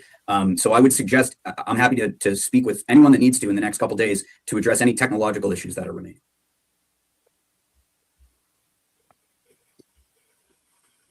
So, Attorney Rosenberg, in November, Attorney Waters indicated that the Reed team had sent out between 10 and 12 subpoenas. That's correct. And it appears you've resolved, at least for now, issues relative to Sergeant Good, Mr. Proctor, as well as the... Yeah, and like Melanie Little did not cover this today. And I hope they realize what a big loss that is. I hope someone from the Reed team is reaching out to Melanie Little, because there is no buzz for this whatsoever right now. There's no buzz. Like, there should be a buzz, but there's just not right now, because this is boring as shit. And Melanie Little, quite frankly, feels disrespected. And we talked about why, because people who claim to speak for the Reed family are telling people like her that they're not wanted, because Nan Gallagher, and again, I don't want to talk about Nan or anything like that, but an attorney by the name of Nan Gallagher is out there speaking for and on behalf of Karen Reed and putting words in Karen Reed's mouth and shitting on Melanie Little and shitting on me. Okay. And she's claiming to speak for Karen Reed, and it would be a great time for someone from Karen Reed's team, you know, to say, no, actually, Melanie Little, you are valued, and we do appreciate your support. And that's all Melanie needs to hear. You know, look at this comment. Like, somebody said, Melanie is not God. Is that what somebody said? Oh, Plevin even covered it. That's great. Melanie is not God. No one said she was, but she's fucking important as far as coverage of this case goes. You know, Melanie's sick, like physically. She was streaming today. You know, and so that, like, I don't know if they still watch this or whatever. I would urge someone from the Reed team to just check in on Melanie, because she's important. You want her in your corner. That's all I'm saying. As far as covering this shit, she will cover it, but she will get your case more attention. She will raise money, all that shit. You know, she doesn't have J-Brill, but she's still got a big following. Norfolk County District Attorney's Office. That's 3. Who were the other parties that notices of deposition went out? So there's only been one. There's only been one. Well, Attorney Waters indicated between 10 and 12. I've just addressed 3 of them, so that leaves 7 to 9. So you said there's only been those 3? No. So the question to Attorney Waters at the last hearing was subpoenas. Those were primarily document subpoenas. The deposition subpoena and the notice of deposition, which is the only deposition that's scheduled thus far in this case, is our deposition of Michael Proctor, which we've finally locked in with everyone's availability, all parties' counsel and Mr. Proctor and his counsel's availability. And that'll be going forward in April. We have not yet scheduled other depositions, but we from the Reed side plan to do so very shortly. And as you can tell, obviously, the discovery from our end is going to be primarily third-party discovery. So there will be additional depositions put on the calendar soon, as soon as we're able to coordinate schedules, which has obviously been daunting in this case. Nurse Kim covered it. So just so I understand, what subpoenas have been sent out? So we've sent 2 subpoenas to Michael Proctor because there was additional information that we became aware of. We've sent a subpoena to the town of Canton. We sent a subpoena to the Boston Police Department. We sent a subpoena to the Massachusetts State Police, sent a subpoena to Sergeant Good, as Your Honor said. We sent a subpoena to, I don't know if I said the District Attorney's Office, but both us and the plaintiff sent subpoenas to the District Attorney's Office. We sent a subpoena to Mr. Proctor's prior attorney in connection with his appeal, just relating to this one particular issue that is relevant to the District Attorney's Office subpoena. There might be 1 or 2 I'm not thinking of off the top of my head, but that's the bulk of them thus far. When did the subpoena go to the town of Canton? The subpoena to the town of Canton went, off the top of my head, July or August of 2025, I think. And have you received a response? 5 $100 squares left. We're going to sell it out by tonight. I can already feel it. Hit her up on the Venmo, Erica Walsh's Venmo or Cash App to get one of the 5 remaining $100 squares for the Super Bowl. Go ahead. We've received documents. We are currently discussing with their counsel additional documents that we had been under the impression they didn't have, but now I believe they may actually have. So I'm in the process of a 9C conference with their counsel to determine if they will produce these additional documents that they should produce from our perspective. When did the subpoena to the Boston Police Department go out? Roughly the same time. So the first subpoenas we sent all around the same time was. I didn't even know there was a hearing today. I didn't even know. And honestly, if I watched this, I would fucking fall asleep. The only interesting part they got is that Proctor lost his phone. I think we're right around that. We're getting to that part now. The town of Canton, the Massachusetts State Police, Michael Proctor, and the Boston Police Department. Those were all July to August. And then, as I said, we followed up with a second subpoena to Mr. Proctor approximately September of 2025. Would you agree that 8 months to resolve issues from subpoenas might be a a little unreasonable? A little bit. I certainly would, Your Honor. But here's what's been happening in this case. Every time we serve a deposition, we serve a subpoena, we either are ignored by the recipient of the subpoena, as happened with Sergeant Good, happened with Mr. Proctor, happened with, at first, the Boston Police Department. So the Good, Proctor, and the Boston, they're just ignoring subpoenas. Okay. It's not responding.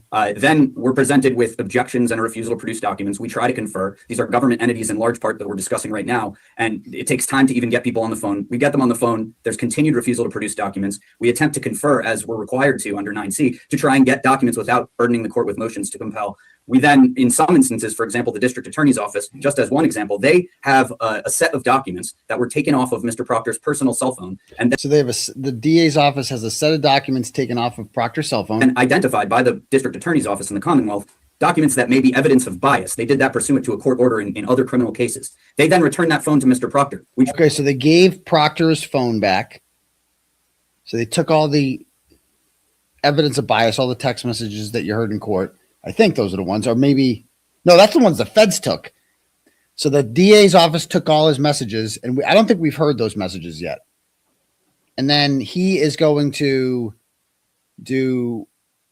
he gets his phone back, and then what happens? Tried to get the phone and that same data from Mr. Proctor pursuant to subpoena because the district attorney's office told us they wouldn't give it to us because it had to come from him directly. As it turns out, that phone, after it was provided back to Mr. Proctor from the district attorney's office, in the short period of time between that and when he hired his present counsel, he apparently lost that phone. So now we can't obtain those documents from Mr. Proctor. So we had to go back to the district attorney's office and tell the district attorney's office we need it from them. I then engaged for two and a half months negotiating an agreement with the district attorney's office, which would only give us these relevant documents, despite the civil rules, would only give them to us. So Proctor is saying that he lost his phone and he can't give it back.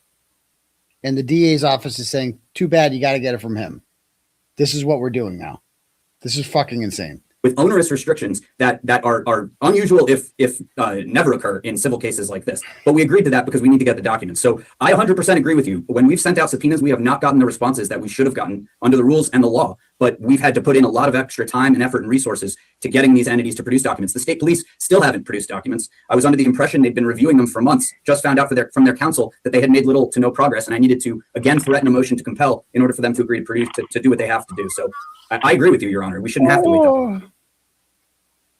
But here we are in February, and we're not any further along. I detect a little frustration from you, Attorney Rosenberg, but yeah, why don't you utilize the court to maybe relieve that frustration? This is the judge talking? To bring in front of the court as far as a motion to compel, let's get them filed. This case. Can I just be clear? It needs to start moving along. Well, I need to be clear with Your Honor, and I'm hearing you don't want us to confer with these parties and continue to drag out those conversations. The rules, I believe, would require me to do that, and I can't just come into court asking for a motion. But if you'd prefer us to handle it this way when we get non-compliance from a subpoena recipient, I'm happy to do that. I just am sensitive to the requirements of 9C. So he's like saying, yeah, you just figure it out yourself. Usually that's the solution before you bring it to me. The judge is just like, bring it straight to me. You know? Is that true? Nan is head counsel now? That's great. That's great. I'm not suggesting you ignore any of the rules. I'm suggesting you avail yourself of the opportunity to use them. And I'm simply suggesting that the length of time that it has taken to resolve issues that shouldn't really be issues appears to me to be excessive. So we have to figure out a way to bring them to a head. Well, I agree with you, Your Honor. It's just, it's excessive from the recipients of the subpoenas. We're certainly not delaying anything. We've been demanding documents since July, and we've been out there taking discovery and trying to move the case along, which is what we intend to continue to do. So as soon as I have a situation where the recipient of a subpoena is not engaging in good faith conference under 9C, we've been filing motions, and we've had, I believe, 3 or 4 before, Your Honor. Then the parties who have received the subpoenas seem to all of a sudden be more willing to comply just before we have hearings with the court. And so we are using those tools, and we'll continue to do so. Anything else? Not for me, Your Honor. Okay, so why don't we all plan to get together next Thursday at 4 o'clock in the same fashion? And Attorney Diller can report on his success or lack of success in seeking to access the documents. And it'll give you and Attorney Diller a further opportunity to talk about his concerns about categorization or identification of the documents that are produced. And then I'd ask all the parties to... When are we going to start talking about covering up murders and shit? You know what I mean? This is just so boring. Like every time a Karen Reed murder trial hearing was coming up, it's like something fucking was exciting was going on. Beverly Cannoni was trying to stop Arca from getting in, or they're trying to get Brian Albert's cell phone, and they're talking about shit. There's just so much. And now we're talking about like, can you guys confer, or should you do a motion to compel? And it's just like, bro, Proctor's hiding the ball. Give me a break. Give me a break. So that's what's going on with the Reed trial. That, as you can see, just from the pace of that, guys, that's going to go on for like 5 years. At least. At least. A lot of people aren't going to survive this. My trial is going to be done by the end of the year. So I'm sorry, it's a fucking priority. I was going to do a fundraiser for Karen Reed because I felt bad about the way the last fundraiser went, and I wanted to, do better for her. But, after my fucking hearing, it's like, no, dude, they're going to drag this shit out. They're going to make me go to trial, and at least they're going to try their best to. And, we'll see. We'll see. Wake me up for the trial, for the Karen Reed civil trial. Like, wake me up for that. Okay. So that's that. What was the other thing that was on the agenda? Oh, the Sue O'Connell thing I want to talk about. That I'll try to get to that. But before that, I want to go over a couple things. Really? Okay. So I, believe it or not, was listening to JFK. He came up on my algorithm. And he had like a 7-hour stream. And I found an interesting portion of it that I wanted to highlight here. Okay. And address a couple things. We sold out the $100 squares. Holy shit, bro. We got to get another one tomorrow. Let's get a new one going tomorrow. Let's go. That's like $5,000 right there for the Turtleboy Legal Defense Fund. Let's go. Let's go. Okay. All right. Oh, there's J-Bro right there. He's looking fresh. Well rested. Okay. And they have some chick named Babs on her. Now, this person, I don't know who she is. She's an internet person. She doesn't like me. Okay. She just is really angry. She sounds really angry all the time. Okay. And she brings up some things here that are just not true that I want to address because I don't like people lying on me. So let's play some of this. Women crying on the spaces about the real life consequences of him trying. Up, Babs. Like all they do is talk about me. Like there are entire spaces, hours and hours long, dedicated to me. It's just bizarre. And this one, I don't know this woman. I'll never meet this woman in my life. I don't know what state she lives in, far away, but she wakes up every day and just talks about me. It's it. Tomorrow she will talk about me. Today, I'm sure she talked about me. And we don't know each other. And we're never going to know each other. But she finds me interesting enough to talk about all the time.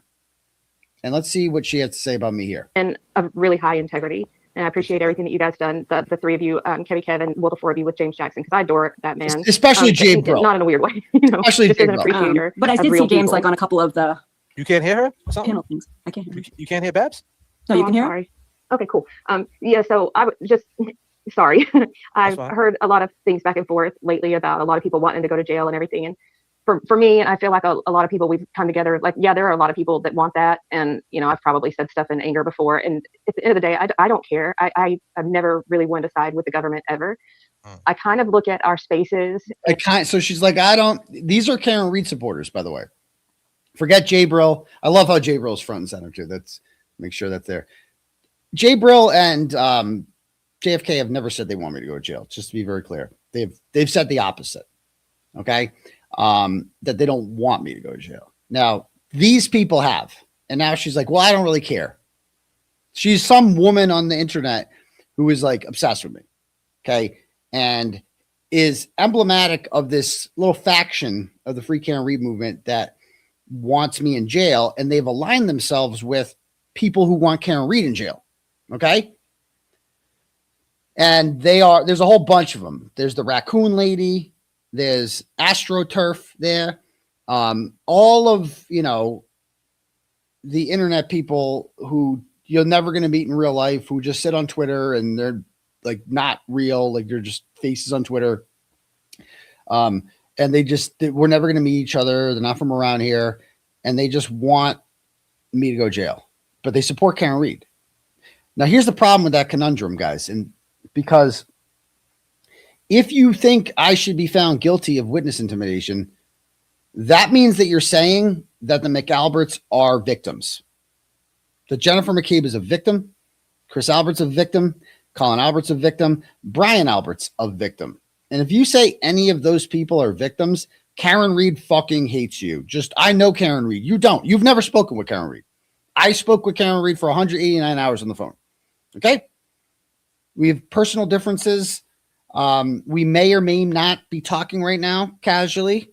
Okay? But we're never going to be like friends or anything like that. But like, there is a mutual respect there because of our history. Okay? And we talked every fucking day for a very long period of time. You've never fucking spoken to her. And so I feel like I can speak and say that, like, if you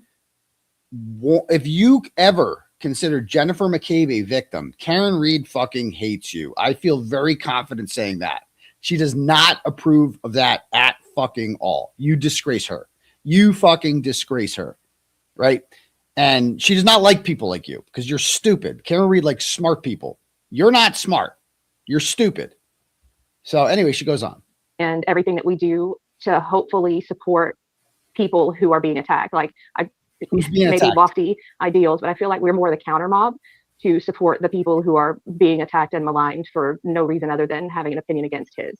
So it's not like we're on some goal. I didn't even know who this woman was. Apparently she's being attacked. Okay. To have anything happen to him, at least speaking from my perspective and many people that I've talked to, it's more of a, hey, we got you and you're not alone in this anymore. Like, I've had women crying on the spaces about the real life consequences of him trying to get them to take their life and laughing about it and just really horrible things. So I'm trying to get women to take, so she has a spaces where women cry about me trying to get them to kill themselves. Okay. It's more of like a tight group of people who want to support these women and even men. I had reached out to James Jackson via email way back in early October. James was on the spaces? Yeah, he did come on a spaces the other night and I was so glad that he did. Adore the man. What's his take on things? Yeah, this is not a relapse because I'm going to address a couple lies here. I'm going to address a couple lies here because I don't want to get lied on. Okay. He had gone into the spaces with, or not spaces, but on with Ray, and a lot of us got bummed out because of all the horrible things. Yeah. He went on a spaces with Ray. You guys had Ray up there. Who? Ray from Dallas? No. Yeah, James Jackson went on a spaces, went on a thing with Ray. I'm team James Jackson now. James Jackson sent me a really nice message the other day asking for unity and peace. And as far as I'm concerned, I'm cool with James Jackson now, you know, and I'd like to have a sit down, and I have no problem with JFK. They're not my enemy. They're not. They never were my enemy. I don't appreciate how they handled the whole recording gate thing, but they're not my fucking enemy. And they never were. I apologize for misspeaking. He went on Ray from Dallas's YouTube. Wait a minute. Yeah. So he went on Ray from Dallas's YouTube? Yeah, he was just watching things. JFK didn't know that. He was just watching things, and then I got a little, I got a little in my feelings about it because I don't trust those people. We're working too. Well, I don't trust them, and I don't trust that they have James' best interest at heart. And I just really wanted James to know that in spite of the horrific things people like that say about him, there's a little army of us that ride or die. So let me get this straight. He went on Ray's YouTube? Yes. What do you mean? Like, he was up there talking to, like, didn't Ray expose his face and all that shit? Yes. Yeah. So they were talking face to face, like face to face? So I wasn't watching. I was just hearing the things that were being said and everything. So I'm not sure if James' face was up or if it was just his voice talking. James' face was up and Ray's wasn't. Okay, that makes sense. Yeah. But Ray was exposed for the person that he really. And so, like, people like don't trust him. I'm not saying I trust him. I'm just saying I don't need fucking enemies. Right? That's it. All right. That's it. Nothing besides that. On X this past week. And a lot of stuff just happened. And I think for a lot of us, it really came from a place of concern because I don't trust those people. I don't trust that they have, but James is a grown man, you know, he can make. So let me stop you guys real quick. This is breaking news. Okay. So you're telling me he went on Ray's podcast. JFK didn't know that? What went on? What was the context of the conversation?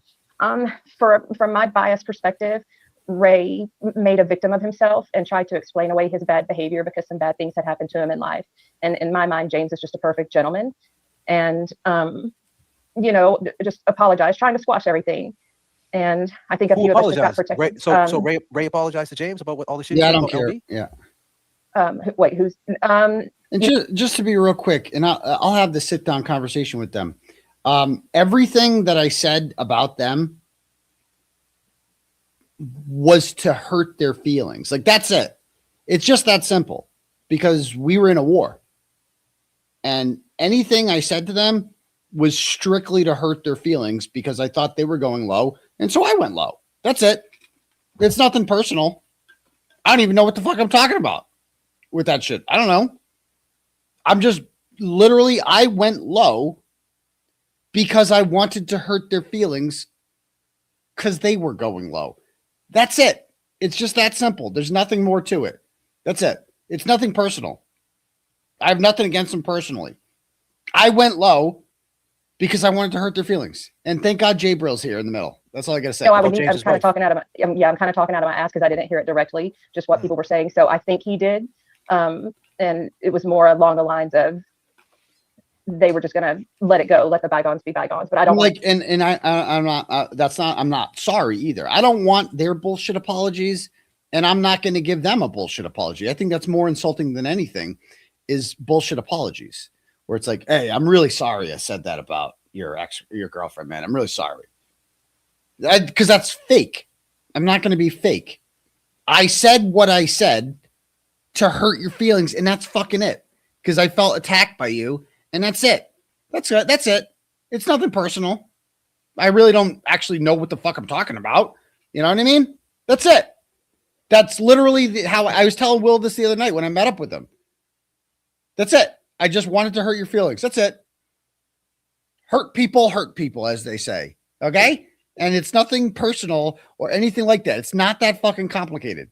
And I don't think either of us should insult the other with a bullshit apology, because none of us are sorry, nor should we be. It's just, it was a war, and now the war's over, and that's fine. It's like enough with the bullshit apologies, you know?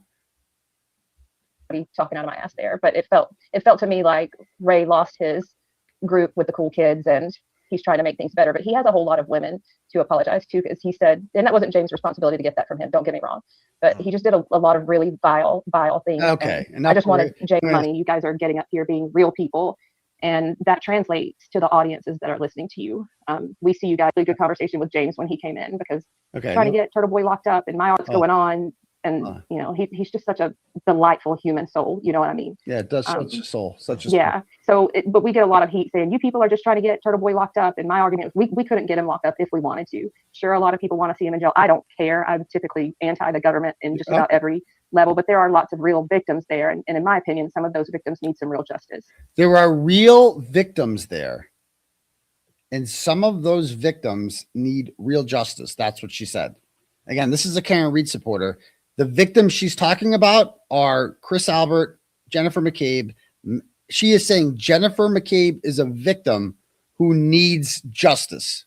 The person who murdered John O'Keefe and plotted to leave him out in the cold to die and then framed Karen Reed, an innocent woman, for murder. She says that Jennifer McCabe needs justice. That's it. That's all you need to hear from these people. None of them care about Karen Reed. None of them care about justice. Their hatred for me overrides everything, period. But who's the victims though? Is it people who used to mess with him though and used to be friends with him and they don't like him no more? Some of that, and then some people that he really didn't have any reason to attack the way he does. You guys were talking earlier about the way he cultivates his chat and the horrible things that they'll say, and that he can't control. Cultivate the chat? What am I doing? What does that even mean? Cultivate a chat? The chat's talking. I don't police the chat. The chat says what the chat wants to say. I don't encourage the chat. The chat is what it is. Chat. And I think anybody in that business knows really well, just like you do, you can control your chat. You set the tone. No, I can't. And you send people out to be responsible people. And then there are those creators who whip up a feeding frenzy, and they see all of that horrible stuff being said, but then they step back and try to claim that, well, I can't control them, but you can. And all of the big podcasters and streamers, they know that too. So they make sure to take that responsibility and tell people, do not go out and do this crazy stuff. You shouldn't be treating people that way. And I think it's just a cop out when they say stuff like that, because they know that their mobs are going to descend on people, and they descend on small people who just have a dissenting opinion from them, and then the mob. But do you think that some of these people? Do you think that some of these people who've been attacked by him, if they were out of sight, out of mind, things would just go away? Do you think? Oh, see, JFK asking good questions. He's like, maybe these victims of Turtle Boy that he writes about, what if they just like logged off or stopped fucking with him? Like maybe, because that is exactly JFK. Thank you. If I write about you and then you go away, and that's it. You move on. I forget about you. Like 𝗲𝗿𝗄𝗆. I didn't even know we wrote about 𝗲𝗿𝗄𝗆. Like in 2018, I didn't even know that. And that's it. You just go away. Even like I wrote about James Jackson. He went away. You know? It's like you go away. I forgot that I wrote about you. It is what it is. Let's see what she says. Maybe, but then if you look back at like, I don't know if you're familiar with the Leigha Genduso matter. Oh, Leigha Genduso. Let's see what happens. Let's talk about her. Everything that went down with her. Yeah, but wasn't she with him though? Like she used to be with him, right? That was his girl, right? Was. Incorrect. Side piece. So I don't know if JFK knows this, and this is why this is the part I wanted to bring up here. Who is Leigha Genduso? All right.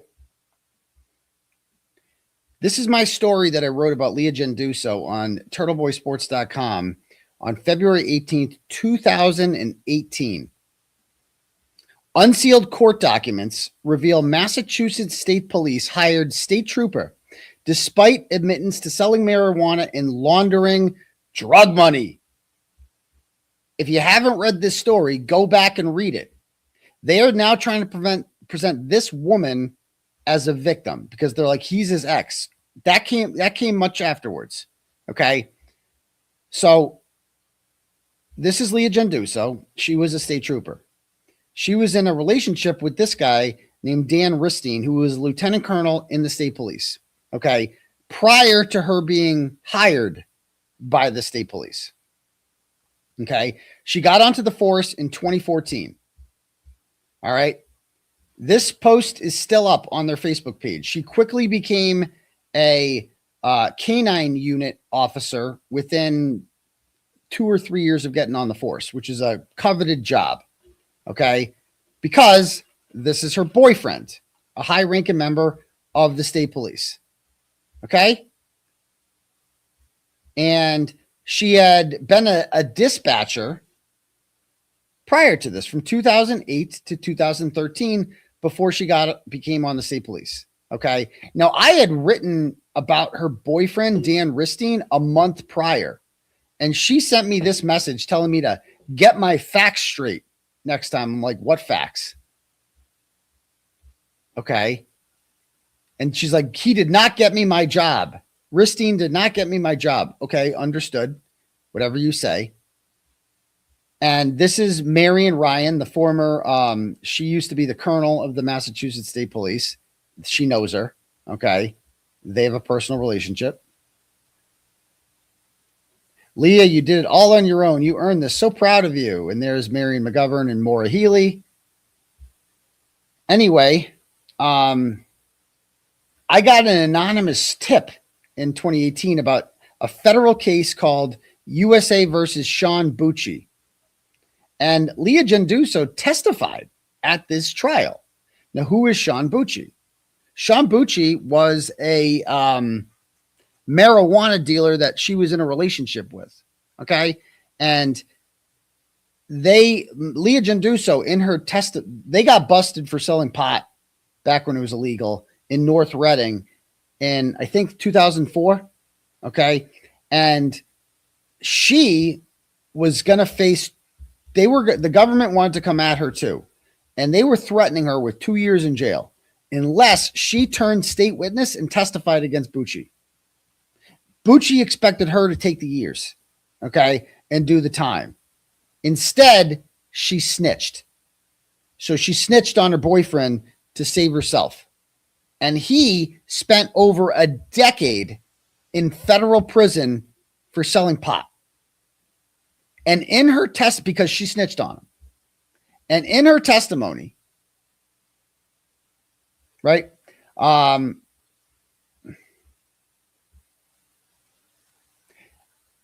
this is a summation of the testimony, and I link it all at the bottom there, but okay.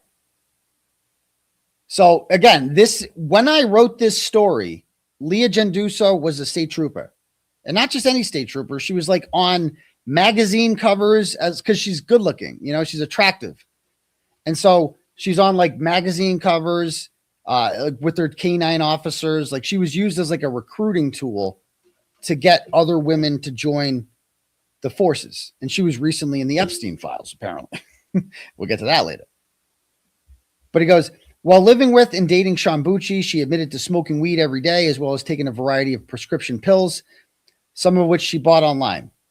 She claimed she didn't know he was dealing pot at first, but figured it out later. She admitted to selling weed that she got from 𝗵𝗺cie to a guy named Tim in Worcester.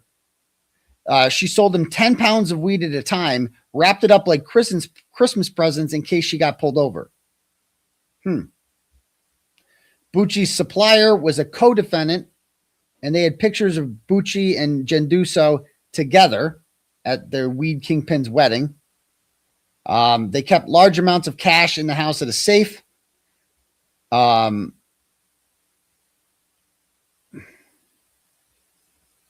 A shotgun was stolen from their house, and Trooper Genduso conspired with 𝗵𝗺cie to concoct a lie about how it was stolen because the truth would have raised suspicion that they were drug dealers. Okay. She never paid 𝗵𝗺cie rent. He paid for everything basically there while she bartended. All the shit was in her name, like the landlines and stuff, to draw suspicion off. You got to read this. It's crazy. On June 3rd, 2003, she and 𝗵𝗺cie spoke with their connect, Anthony Belmonte, who told them he was bringing a big shipment the next day. She went to get the cash for the shipment together. A U-Haul truck driven by Belmonte delivered the weed, which she witnessed and went back to sleep. She was awoken by 𝗵𝗺cie, who told her to get her stuff and flee the house. The cops were coming, and they had been monitored for months at this point, unbeknownst to them. 𝗵𝗺cie told her to take the car, which had a box of cash in the trunk, and she was caught on film from surveillance cameras, checking to make sure it was there before they both fled the scene. Belmonte called her shortly afterwards, telling her he'd been pulled over in Linfield and wanted Trooper Genduso and 𝗵𝗺cie to pick him up. But they sensed the trap here, and they didn't go get him. She took the box of cash to an apartment of an associate and left it in the closet. She went back to 23 Marshall Street, saw cops there, and then went and got another car and got a referral to an attorney. They end up hiring this guy, Gary Zarola, who has since been a convicted rapist. He was charged with rape 5 different times, acquitted 4 times, and convicted on the 5th. He's in jail now. And she gives him $275,000 in drug money. She pays him 50 grand up front. She pays Hank Brennan 20 grand. And anyway, no receipts, nothing. So there's Zarola. Okay. Talk about him for a bit there. Oh, look who represented him, Joe 𝗄𝗄𝗧𝘂𝗍. Okay.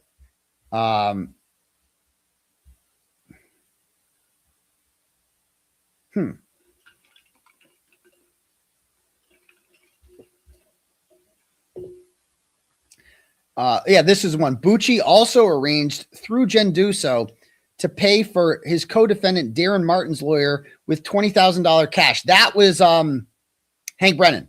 That was Hank Brennan. No receipts. Just pocketed it all cash. Took drug money because that's the kind of guy Spanky Brennan is. So they stayed together for a bit. 𝗵𝗺cie asked Genduso to give him money to friends in order to keep them from snitching, and told her to ask if they were keeping their mouth shut. She followed these orders and reported back to him.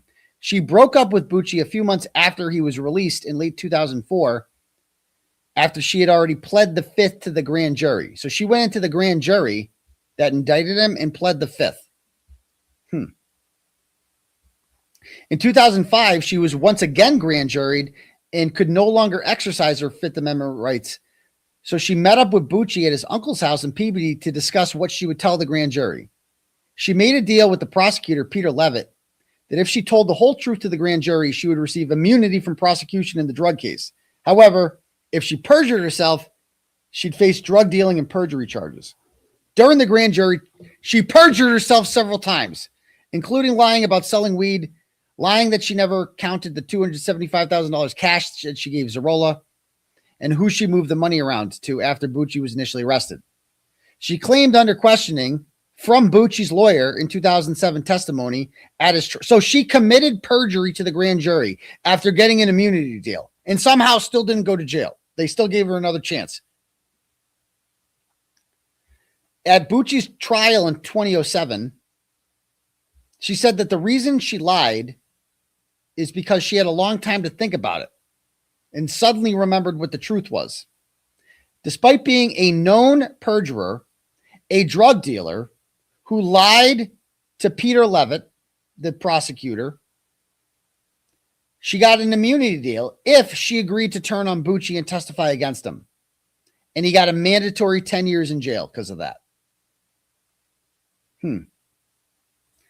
𝗵𝗂𝗺's defense attorney suggested a theory that many others were thinking, that Leavitt made a deal with Trooper Genduso to say what he wanted them to say in order to get a conviction against her former boyfriend and stay out of prison. Okay. So she ends up getting married to a CO at the Worcester County House of Corrections, then gets divorced.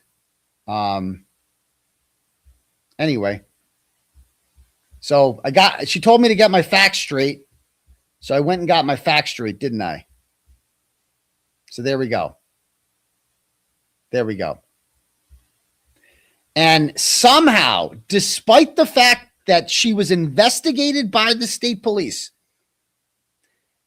lied to the grand jury, laundered $275,000 in drug money, cash, gave it to sketchy rape attorneys and Hank Brennan, laundered it, no receipts, nothing. Admitted that she created her own drug business on the side. Despite all of this, she gets hired in 2008 to be a state police dispatcher. In 2010, she starts dating Dan Ristine, a lieutenant colonel in the state police. And in 2013, despite all of this, she gets on the Massachusetts State Police. Okay? Gets on the and so when I found out that, holy shit, the state trooper had all of this, do you understand state police do a very extensive background search into you? My roommate in 2005, I had a roommate, a good friend of mine. He was he wanted to get on the state police. He got on. He's been on for a while now. And the state police came to our apartment and asked us questions about him. So what's he like? Does he drink? Does he smoke? Does he do this? You know, they were asking all questions about him. Like, they do their fucking research to get you on. But this woman who was investigated by the state police for all these fucking crimes, admitted to all of them, gets on the fucking state police somehow. So this is a big story when I wrote this. Howie fucking was all over this story when I wrote it. He's like, holy shit. He couldn't believe it. And she ends up being relieved of her duties the next day. Okay. And within 6 months, she is fired. She's terminated. Okay. And so I write all these stories about Leigha Genduso because this was a big scandal. This was one of my biggest stories ever. Okay. Long story short, 2 years later, I banged her. Okay. Because if there's one thing about Leigha Genduso that she likes, it is attention. So when JFK was like, wasn't that his girl? Like, bro, there's way more than that. Okay. So in 2020, she reached out to me after I wrote about a new boyfriend that she had named Landon Steele. And I exposed him. And she messaged me and she's like, I can't believe I'm doing this right now, but I just wanted to say thank you for helping thank you for exposing Landon. I was going to move to Montana and be with him until I read your stories and holy shit, you whatever. And I'm like, okay, sure. And then I'm like, you want to do an interview? And I might. Do I still fucking have this in? I might have this fucking interview. Hold on. I might have this Genduso interview. I got to see. YouTube studio. Content. This would be a live stream. I want to see unlisted. Let's see. Filter. Visibility. Private and unlisted. Let's see.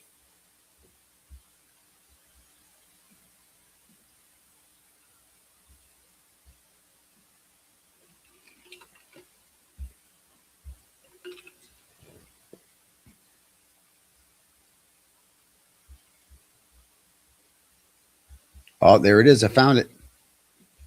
Episode 165. Interview with Leigha Genduso. Okay. So this was bootleg.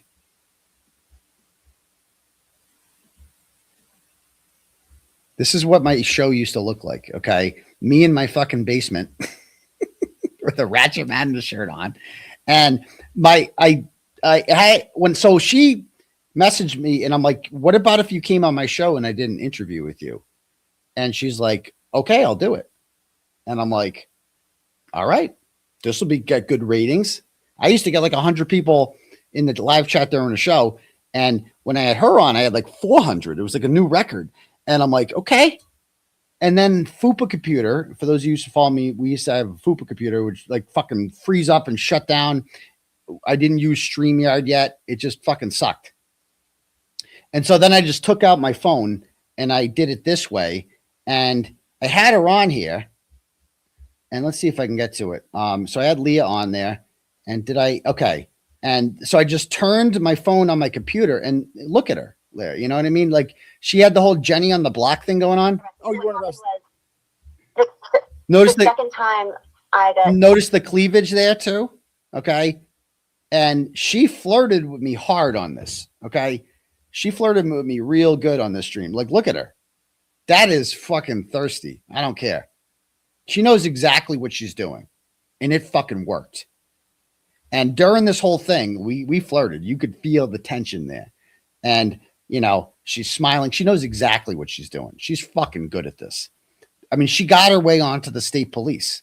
A drug dealer got her way onto the fucking state police. Like, because she's fucking good at this. I'll give her that. And so at the end of this, she's fucking hot here. I don't care. Like, fucking, like, this is a while ago. She looked fucking good there. I didn't give a fuck. With the MAGA hat on, the Jenny on the block thing going on. I'm only human. Okay. And so keep in mind, I'm like, sleeping on the couch during this time. Like, her fridge needs fixing. I could tell. So I'm like, she, at the end of this, she's like, we should meet up for a drink and have a beer and bury the hatchet. And I'm like, okay, sure. And this is in like February of 2020, right before COVID starts. And then we didn't meet up because of COVID. And then by like late September, she's like, you want to meet up for that drink? And I'm like, okay, let's do it. And I go out there and we met up for the drink. And then we went back to her place. And you might have seen that picture of me in a state trooper uniform thing. That's her uniform. That was our first date, if you will. And, I'm just like, we had a couple scorpion balls and I'm like, this might be weird, but I'm like, I was trying to suss her out and I just fucking went for it, bro. I just went for it and it was reciprocated. Okay. And, and I knew the whole time, I'm like, I had it in the bag the whole time. I don't know what I was thinking about, obviously this was an easy one, like this was a no brainer, obviously. I mean, let's find a nice angle there. There we go. All right. Anyway, so that led to weekly visits to her home in Methuen. And actually, this is TMI. I'm not going to talk about it. I can't talk about that part. The first time, we went all the way, if you will, was during a show. It actually happened during a show. I can get you the exact episode number with it, but you'll notice like moving, like I'm being like moving around and shit. It happened during, it's the only time that's ever happened during a show. She was under the table. I swear to God, I'm not lying. Is this TMI? Is this TMI? This is a fact. I mean, whatever. I don't know if this is drama. There's turbulence in the chat, if you will. Turbulence under the table. And I kept a straight face. The audience had no idea it was happening. So in case I'm not being very clear, she gave me a blowjob during a show, right? The first time it was part of the plan. She wanted to see if I could keep a straight face doing it. And I did. And nobody fucking knew. Nobody was the wiser. Sorry if this is TMI. I apologize. Put your kids to bed. Okay. But that happened during a show. And I think it was, I want to say it was October 10th of 2020 at around the 48-minute and 30-second mark. Okay. Not that I know that by heart or anything like that. Okay. And so you can go and see that, and you'll see that I keep a straight face. You know, maybe I'll do that sometime. Okay. And then, so from there, it turned into a Friday night thing. You know what I mean? That Friday night was my available night. And I would just go up there every Friday and she'd be in the tub, Leigha Genduso. And it was fucking awesome. Like fucking awesome. Like to go from that, like it was just like fucking, this is great. This is fucking awesome. It could only last so long. And it didn't end well. And I didn't want it to end because I'm like, but this is fucking fun. I don't want this to end. Like, I don't, you know what I mean? And I'm like, this is exciting and new and cool and fun and whatever. And this person's like, you have no class. No, I have none. I have no fucking class. You're absolutely fucking right about that. I did not give a shit. Right. And, whatever you can. And it was wild, man. She wanted me to move in with her within like a month. Within a month or two, she wanted me to move in. I'm like, but I have kids. She's like, they can live here too. But you have like 5 man-eating dogs. Your nickname is 𝗄𝗄𝗄𝗆, and you keep getting bit by the dogs. And I don't think it's really safe for the kids to be around for that. Like, it's just not whatever. And she wanted me to move in with her. And I'm like, yeah. I'm like, by the end, I'm like, fuck it, I'll do it. You know? That like it's too late then. She's like, nope, no take backs. You missed the deadline. Okay. So anyway, it was a blast. Like but she told me that like she had this hot friend too. Hot, real hot. Like it was like a fantasy. It was crazy. She had this hot friend that she would mess around with. Okay. And this is TMI. You got to tell your kids to go to bed. Disclaimer. Okay. And her, like she would do things with her and let me watch like on FaceTime. And I'm like, and then she said that like, I've never had a disclaimer. I never had a threesome. Okay. And she was like, she said, if you move in, that will be the reward. First thing, if you move in, you will get a threesome with me and her. And I'm like, oh my God, should I do it? Should I fucking do it? Oh my, like, should I fucking do it? Should I fucking do it? It was this close, you know, that would have been a huge mistake. It would have lasted a week. But you know, so anyway, it ended in disaster. And she, you know, when we were in the courtship phase, we would send each other videos because we would only see each other once a week. And so, you know, I like to make home videos. And so I would send her videos, you know, and I never did the face. I never put faces in the video. And then one day she was like, I want to see your face when you do it. Because I want to see your face when you come. I want to see your face. Okay. And so I did one with the fucking face. And now that face is all over the internet. You see it all the time now. Okay. So I sent her one with a fucking face. And now my cum face is like infamous on the fucking internet. All right. And so she sent me, you know, she sent me a lot of videos too, though. I got videos of her doing crazy shit too. And so it's like, so anyway, how did the video come out? Well, she immediately after we ended things, she falls in, she finds she was 39 at the time. She finds some 28-year-old cop, you know, jacked up dude into dogs, whatever. She had the next one ready to go in 5 seconds. Okay. And this poor guy She got him to quit his job as a cop and start a canine training business with him and buy a fucking house. He lost everything because of her. It ended in fucking disaster. After they got engaged after 2 months. 2 months. And it was all just to rub it in my face to be like, you could have had this. Look at this life. You could have had this if you just, but you didn't want it. You know, he wanted it more. Okay, cool. Yeah, he was into dogs. Like he was a canine cop in Pembroke, New Hampshire. Poor guy. I feel so bad for him. And anyway, I ended up talking to him.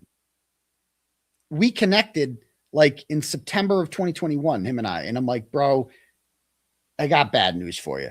I'm like, all of this shit she's doing with you right now, this is all just to fucking spite me. All of this. Like, this is just her putting her relationship online to be like the most narcissistic shit ever. Like, this could have been you, you know, if only whatever, you know? Yeah, I have a thing for LGs. Okay, as you can see. So this could have been you, you know, if you just, you know, abandon your family for me, you know? But like, and so I told him all about it and he was like shell shocked. And after I spoke with him, after she found out I spoke with him, the next day, 𝗺cie𝗶𝗄𝗆 had a video of me spanking it. Okay? The next fucking day. And I only sent her this video, obviously. And I went to the police about it. I'm like, because there's fucking videos of me spanking it all over the internet. And I'm like, well, so I go to the police and I found out then and there that Massachusetts was one of 2 states at the time that did not have a revenge porn statute. But it didn't matter because she lived in New Hampshire. So I went to the Concord Police Department and I told them about it. And they investigated her and she told them that it wasn't me. I didn't send it out, you know. I didn't put it out there. And like, I don't know. Anyway, she puts this video out there and she basically gets away with it by saying that she was in Methuen when she sent it, that she crossed state lines, okay, to do that and whatever. So anyway, that's Leigha Genduso, and she's certainly no victim. Ever since then, she's been team 𝗺cie𝗶𝗄𝗆s and team. She just hasn't gone away. She's whatever. Okay. Anyway, so back to the James Jackson, back to the JFK thing. Where'd it go? Yeah, she was. And so then I mean, I don't know. That was his girl. Yeah, but telling her that what? she should kill herself and but that's what she's saying. Posting revenge porn. Well, so Leigha Genduso is telling her to kill herself. Never fucking happened ever. And that she should, what else? That she should kill herself and posting revenge porn. She's the one that sent out revenge porn. What are you talking about? What are you talking about? There's actually websites that have been told to show that all of this actually did happen. Maybe he did say that though. And just he did, but you can't be telling people to kill themselves and no, you can't. But the thing is, right? People say things when they're mad though, too, though. Mm-hmm. Especially the ex-girls. Like, yeah. I'm not sticking up for them. I'm just saying, like, I know you're not. Look, I appreciate your perspective. I would never disrespect you ever. No, I don't think it's not. This is not about. Let me try to. I'm trying to say the right words. You don't have to say all that. Like, you know, I know that you wouldn't. You seem like a lovely lady. But what I'm saying is, if you have a woman that used to be with him, and then she got all these things to say at one time, the point is she got with this guy knowing who he was, right? I don't know this woman. I don't know nothing about her. But what I'm not only knowing who I was, knowing that I wrote about her, exposed her, and caused her to lose her fucking job with the state police. But I hear her name being, let me tell you something. When I got into this, I never knew the ins and outs of TB's life is this crazy fucking whirlwind that comes with this guy. He has a lot of shit to him, but I do know what he does. He writes blogs. You know, he did a podcast. You know, he didn't show his face when he wrote the blogs, but I thought was clever. When I never knew he was doing videos, I always thought he was the blog writer. I used to see his blogs pop on Facebook. People would share them. Some people would send them to me like here and there. Like he would write something about someone I might know, especially from the Boston area. And it's like, oh, there's TB's when the attack. And I never could there was never a face. So I thought that was clever with the writing. And then obviously when he started going to the YouTube, you know, sooner or later you got to show your face if you're doing videos. Like it only makes sense, right? So then you put the face to it. You're like, oh, that's him. So the point is, he created this thing, right? And you know, it's no different than what 𝗍𝗿𝗺𝗺 did. It's kind of he was following the footsteps of that. And my point is that when she got with him, she knew what he was about. He's always been a a wild boy. So I mean, you get what you get. You know what I mean? And I'm not saying it makes it right. Not only did she know what I'm about, she lost her fucking job because of me. Like, what? It's like he doesn't know that whole part of the story. That's a big part of the story. Is what it is. If that makes sense.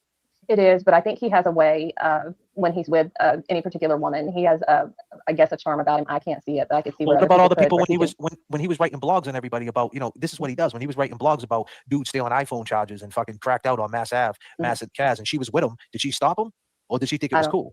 I don't know. I really don't know. But I'm saying, what attracted her to him, knowing that he was who he was? What was the attraction? So when it was vile to other attention, there's one thing that Leigha Genduso values more than anything in life. Attention. That's what she like. I destroyed her life, but I could give her the one thing she valued: attention. When it was vile to other people, it was okay, but when it happened to her, it was bad. Is that what happened? I'm just asking. No, and that's a fair question. I have a theory about it, but it's just a theory, and I'm not any kind of mental health professional, just a practitioner of watching women for a lifetime. And for many of these women, he began with writing pretty bad stories about them. She's not the only one. It's happened several times. And it's almost like I feel like when they go to him and he's being kind to them, maybe they think they're slaying that dragon and it won't ever happen again and they're protected and it'll end for the. I mean, this whole thing about every woman that I date is a victim. Like everyone's a fucking victim. It's just so ridiculous. Like plenty of women have dated me and everything ends fine. Believe me. Better, but it won't, because then he's relentless. Like he's been having people attack this woman for 7 years and he'll decide to bring up new articles for content on her. And it's just, it seems like a pattern with most all of the women that come in and out of his life, where just let him go and move on. Like everything doesn't have to be this ratchet stuff. You know why I'm talking about Leigha Genduso tonight? Because you're talking about her and accusing and lying about me. These people and the fake victimization. It's just crazy. It's just crazy. For content, and I'd heard about him going to and like with Leigha, it's like I told her I loved her. You know why I told her I loved her? Because that shit felt fucking amazing. Like it was like the first time. Like I would tell you, you've never, when you go that after getting that, after like, you're in kind of an unhappy marriage and you're sleeping on the couch and all this stuff, and then you get fucking that every Friday night. There is no better feeling in the world than that. You will say fucking anything. You were just like, oh my God. Oh my God.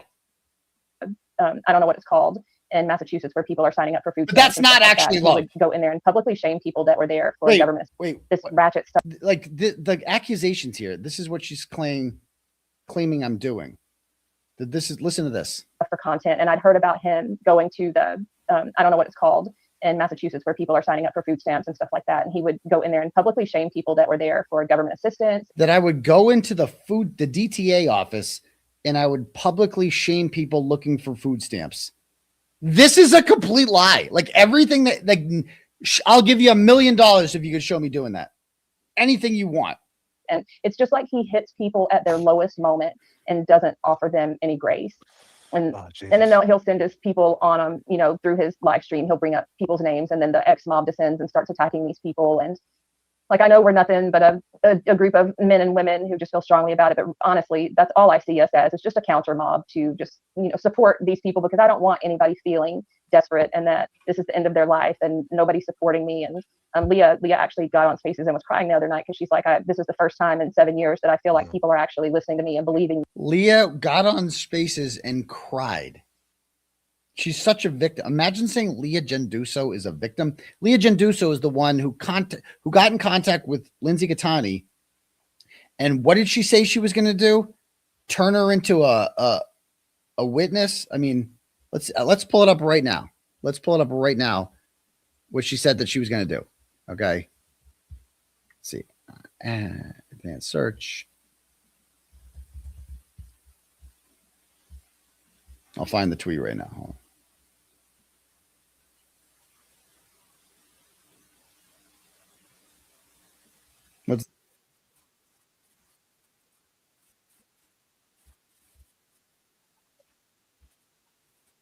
Hold on. So this is Leigha Genduso. Hold on.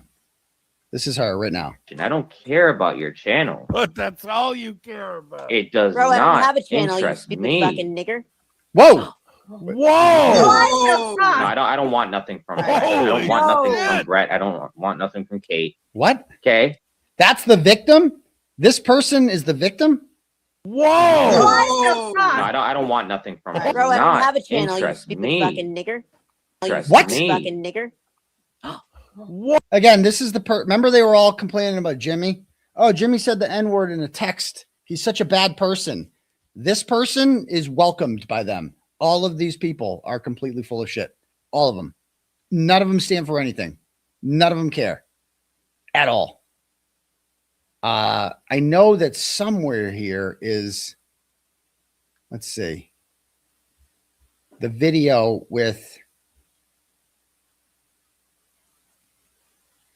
okay.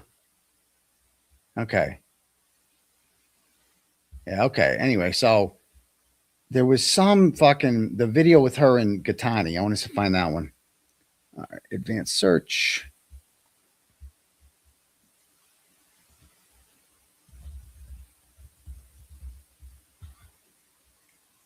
Here it is.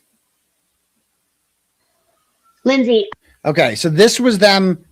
This is Leigha Genduso, who is totally over me and moved on with her life. Totally. Just wants to be left alone. Here she is talking to Lindsay Gatani on December 3rd of 2000 and what was this? This is December 3rd, 2023 or December 9th. Lindsay, I just totally thought of something and I'm sorry, I haven't been on the job for 5 years. So sometimes it takes me like a little bit longer to process stuff in my head and recall stuff. But I would highly recommend you going and talking to Joe Mello tomorrow, because if you become a witness, he can't do shit to you, because then that's intimidation of a witness. So there's no revenge porn. There's no contacting you. There's literally no speaking of you. There's nothing. And they could reiterate it in the discretionary stuff when it comes to the standards of the witness and the application for everything to be done by a judge, where he can't even mention your name. He can't talk about your kids. He can't dox you. Oh my God. This is like, I didn't even think of this, but by you calling Mello and having potential like information to help that case and then putting him as a witness, that gives you like the perfect thing to not have to worry about any of this, because he'll be more scared. So she's telling her here that we're going to turn you into a witness. And that way, when he, we're going to get him charged with witness intimidation. That's exactly what ends up happening.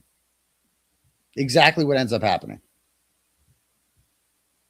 It's just such a load off, but she's that feels good. Not that we're doing anything but supporting them. So that's really all the spaces are. I just wish he didn't have to be so.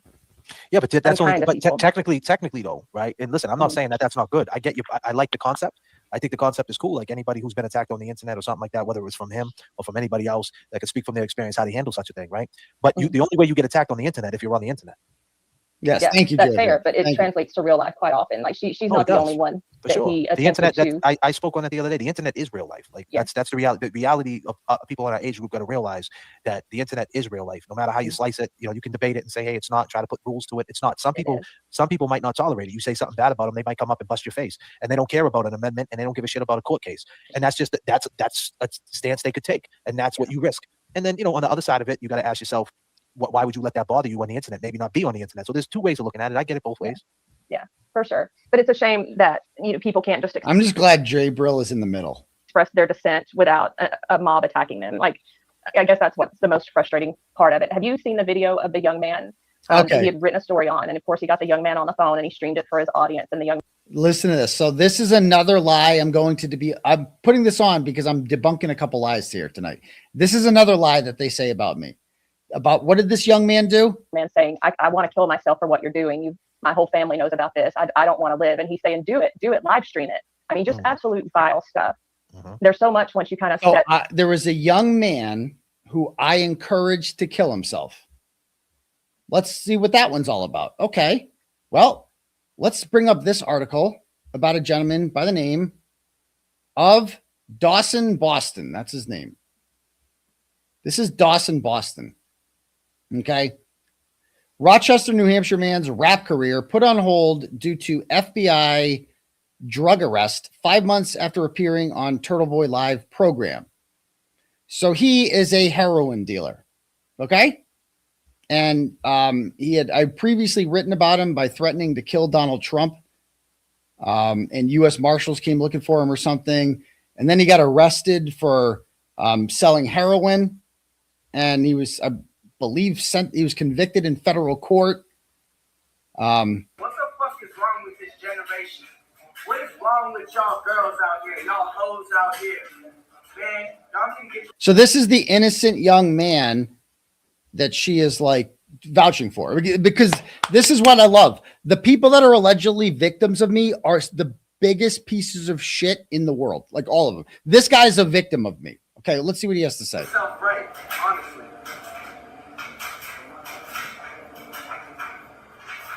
Bitch, I know crackheads out here that don't even sell their damn body. I know dope heads out here that don't even sell their damn body. But y'all bitches is out here. And this is a good question, Scott. Why do you even bother with such BS? Simple. Because I'm not going to be lied on.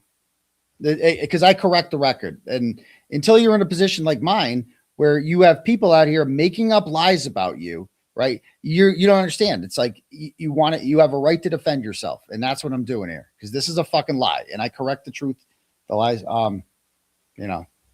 Selling nudes, selling your coochie for just $50, $300. Like, come on.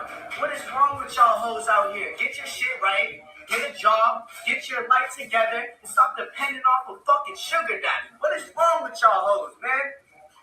I came from the motherfucking bottom. I best believe if I was a girl, I'd be hustling the same way Okay, so he seems nice. And anyway, he came on my YouTube presentation.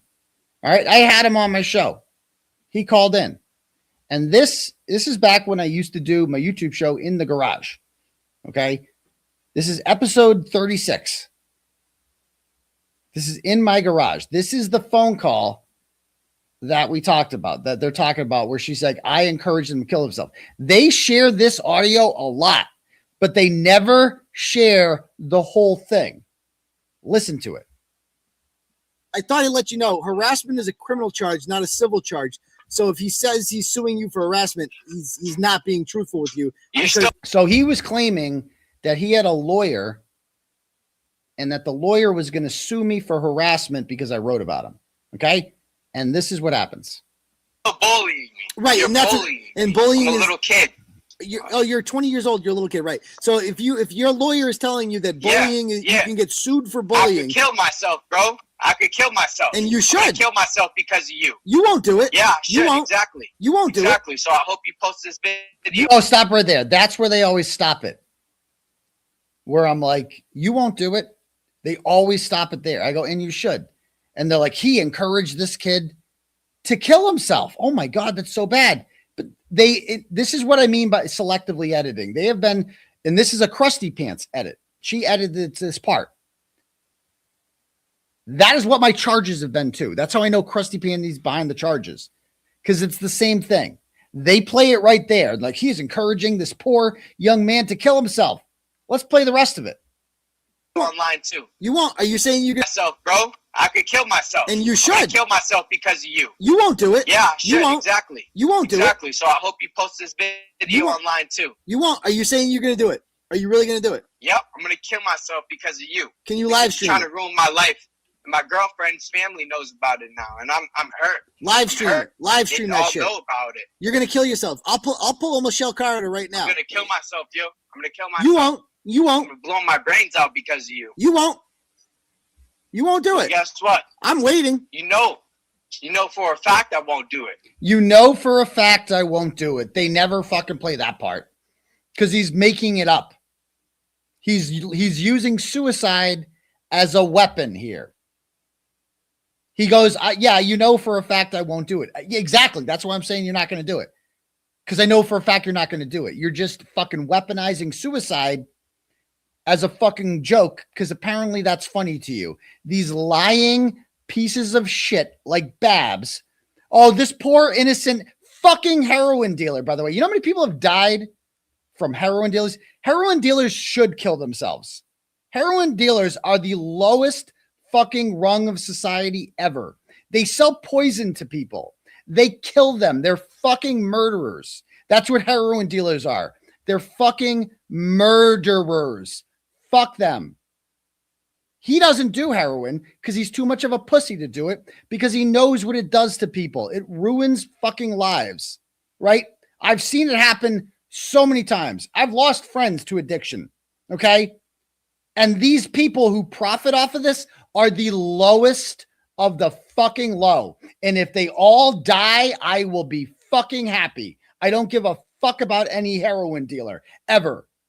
Drugs kill, especially heroin. So I don't give a fuck if heroin dealers die or kill themselves. I don't care. But as it just so happens, this particular heroin dealer, who is so innocent, remember what did Bab say? He's a sweet, innocent young boy. And Turtleboy's telling him to kill himself. But listen to what he just said. You won't. You won't. I'm blow my brains out because of you. You won't. He's making a joke about it. You won't do it. Guess what? I'm waiting. You know for a fact I won't do it. But instead, you know for a fact I won't do it. Oh, they never play that part. I'm going to tell the court what I was about to do. You're going to go to jail for a long time. I'm going to tell the court that I was going to kill myself just to get you in trouble, because that's funny to me. That's funny. I'm pretending to be suicidal to get you in trouble. It's funny. Get it? Get it? Suicide is funny. So this waste piece of shit heroin dealer scumbag is on here, and I know he's full of shit. I know he's lying. I know he's fucking around. And I know he's actually like, his product kills people. Exactly. And he's up here making jokes about suicide. And he's like, I'm not really suicidal, but I'm going to tell a judge I am, just to get you in trouble, because that's funny. Because that shit's funny. That waste of space Babs is saying that this guy, these are the kind of people that they have to defend in order to paint me as a bad guy. These are the kind of people that they have to defend. Heroin dealers, Leigha Genduso. Those are the people that they have to pretend are victims in order to make me look like a bad guy. The McAlberts, murderers. Everybody who claims to be a victim of me has one thing in common. They are all gigantic pieces of shit. Every single person who has a problem with me, who says that Turtleboy is a bad guy, that Turtleboy is evil, that is the one commonality that they all have. They are all degenerate pieces of fucking shit. All of them. All of them. They're drug dealers. They're child abusers. They are money launderers. That's who they fucking are. Because I'm thinking about it. So we're gonna go to jail. I'm still thinking about it. I'm gonna blow my fucking brains out, nigga, because of you. I'm gonna blow my fucking brains out because of you. I'm waiting. Motherfucker. We're all waiting. I'm gonna blow my fucking brains out because of you. We're waiting for the That's show. all I gotta say. You won't do it. Come on, man. You got the good life. I won't. You know why? Why? Because you're a pussy? Because you're a pussy. I want $1,000 grand. Because I what? want 150,000 off of you. Well, and you can't collect 150,000 if you're dead. It's definitely going to hurt your lawsuit, I think, if you kill yourself.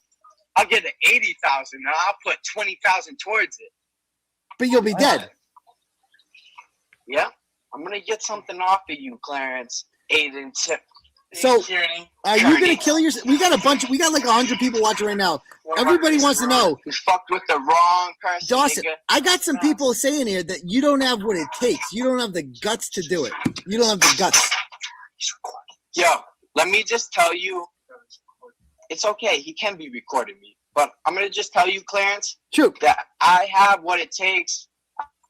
I don't have the money because I work a job. Yeah, you're a heroin dealer. You live with your mother. Yeah, you're a heroin You live dealer. with your mother in Jefferson, Mass. Yep. I know exactly where you live. Yep. And he says my address. He's real innocent. You know who else was on the show? I forgot how I used to do shows. I used to just have random turtle riders be my special guests. You know who was my co-host on this show? MLF Pink Lady. Hold on. I got to get MLF Pink Lady on here when she calls up. Where'd she go?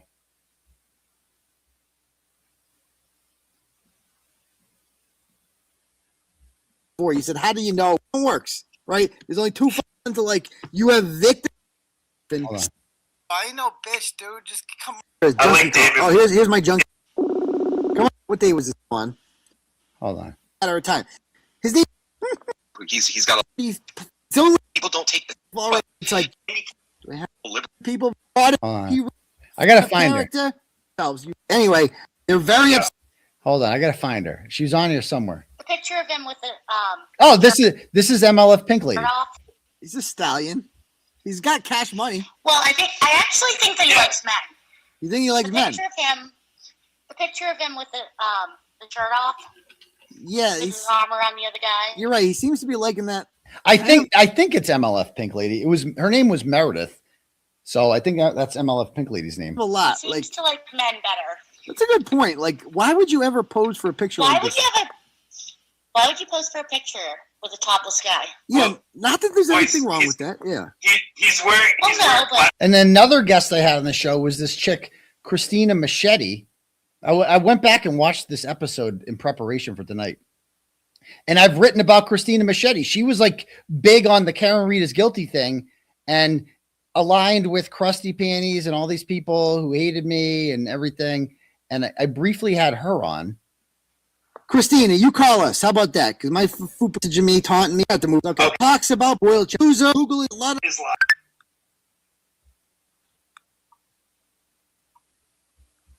Christina. Hello. I got a missed call from tried to answer. Fucking phone. Welcome to the live show. Sorry about that. No. Okay. Yeah, she wasn't from Drive. Do you have any thoughts on this Grace broad?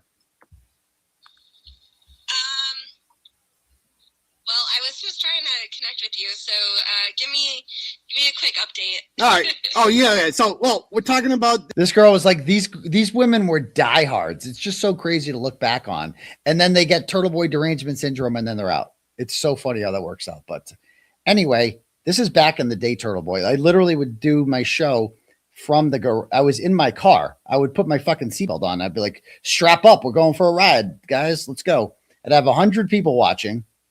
No monetization. I'm on Facebook doing this. I know I was on YouTube. I was on YouTube because I'm on YouTube now. But anyway, that's just crazy. Yeah, she's been, like literally, she has been, this is 2019. She's been a diehard fan forever.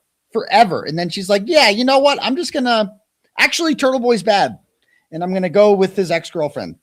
So I'm out. That's all it took. That's all it took. What is this going to message real quick? All right. Yeah, exactly. It's just like, I got a message from someone, I'm not going to say it is. And they just said, you are cooking tonight. Get these lying scumbags. That's all they do is lie about you or anyone that supports you. Burn it down. Exactly. Like enough of the lies, like enough. I'm so sick of the lies that like, that's one of the great lies people have about me out there is that like, I tried to get someone to kill themselves. There's your fucking story. That's the actual story. It's a fucking lie. It's the same thing they've done with the McAlbert charges. It's just a fucking lie. Tell the truth. How hard is it to tell the fucking truth? The real story. Back and start looking at what you're doing. My whole family knows about this. I don't want to live. And he's saying, do it, live stream it. Like, it's absolute vile stuff. Yeah, live stream it. There's so much once you kind of step back and start looking at everything that it's. Oh yeah, it's so bad. That's really what it is for a lot of us. Yeah, he's just been really bad stuff. It goes beyond saying, oh, you're fat and you're ugly. He gets really personal with people. And in my opinion, he knows what he's doing when he says things to his audience. He doesn't ask them to not attack these people. In fact, it's the opposite. He says he can't control them. Well, it's a dog whistle. You know you can. It's a dog whistle. It is. Yeah. It's a dog whistle. Dog whistle. Yeah. He knows what he's doing, and he knows it to inflict maximum pain. I think he makes examples of people that way. And I think for that reason, that's why it took so long for so many people to have the courage to actually speak against it. Because I mean, I could be doxxed at any day. My family. Doxxed? Who cares? Doxxed. You people dox people every day. You say your fucking name. Who cares?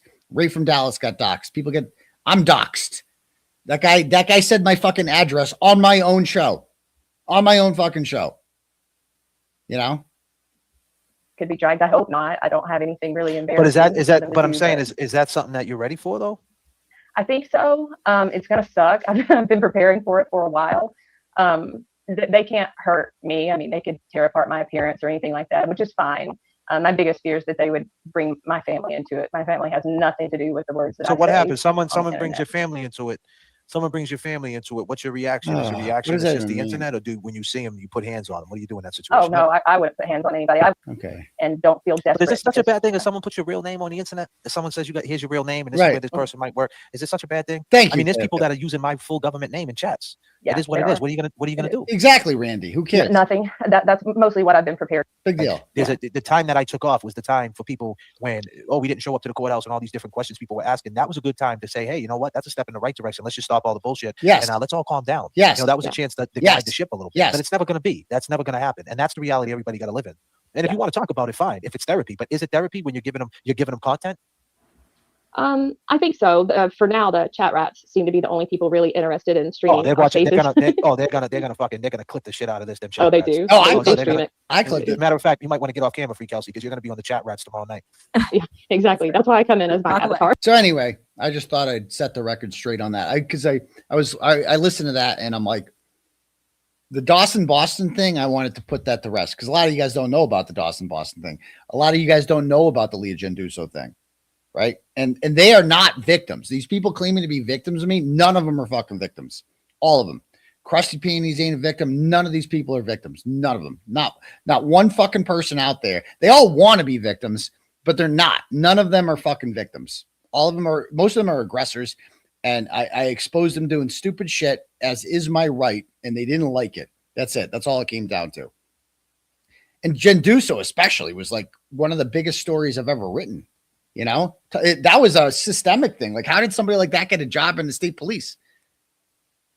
Okay. And I'm not trying to be friends with JFK. Relax, guys. Chill. All right. Let me read some turtle chats here. Kim from Texas sends $10, goes, also have your back and will continue to donate until you are free. Thank you so much, Kim. Appreciate that. Elizabeth sends $20, goes, from Betty. Hi, Aidan. See an Irishman, Charlie Smith, has gone to play for the New Orleans NFL. Okay. Thank you, Elizabeth. Pretty kooky Jamie James sends $10, goes, I stand with Turtleboy. I salute you, sir. Or ma'am. Lena sends $5, goes, hi from the United Kingdom. Do we get fridge repairs with membership? Free daddy. I wish. You know, you're going to have to fix your own fridge. I can't do international. Sorry, dear. Next. Richard V sends $10, goes, it's hard to believe 𝗺ście lost 2 kids because it's hard to believe someone would climax in that stench trench. True. Free Turtleboy. Go Pats from Celtics Lodge 20. Nice. And we won tonight, too. Celtics won tonight, I'm assuming, right? They were winning by a lot before. So thank you.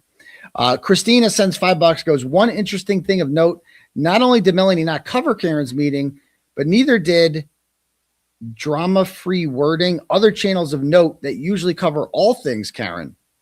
As a Chiefs fan, I'm rooting for your Patriots. Well, thank you, Christina. That's big of you.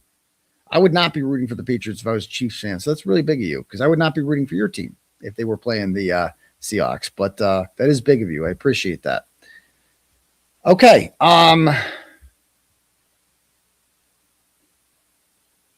Let's see. Let me see what we have here. If we have any cash apps here.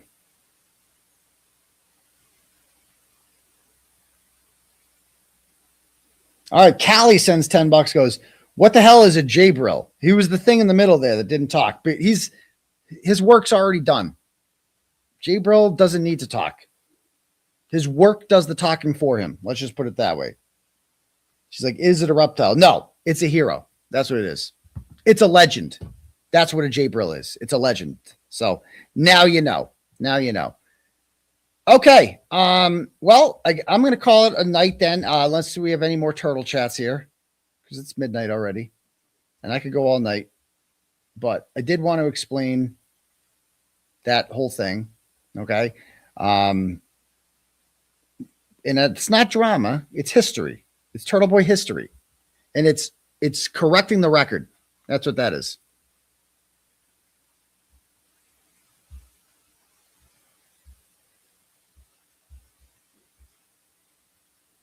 𝗃𝗿𝗄𝗃 never skips leg day, ever. Don't you ever disrespect him like that.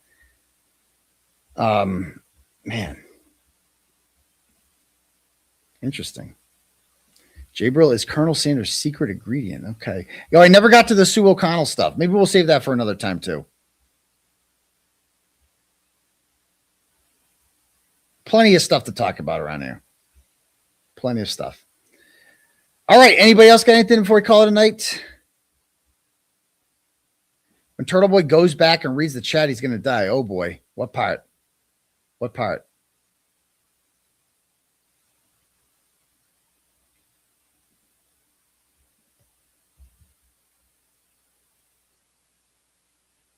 Rosaline sends $10, goes, Turtleboy Fridge Daddy, congrats on the new house.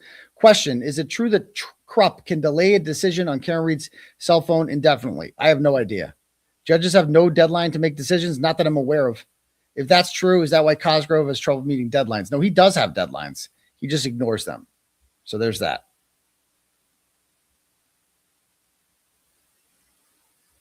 Wilbur or Medford? You know, I looked at the Medford Theater. It's bigger, but the Wilbur would let us do 2 shows in one day. That's another possibility. I don't know if we would sell out 2 shows. Like you could do, they would let you do like a 7 and a 9:30 show. Something like that. Or the afternoon matinee. I don't know. We could do something like that. That would be another interesting one too. Yeah. All right, cool. Anybody else got anything they want to talk about before we call it an evening?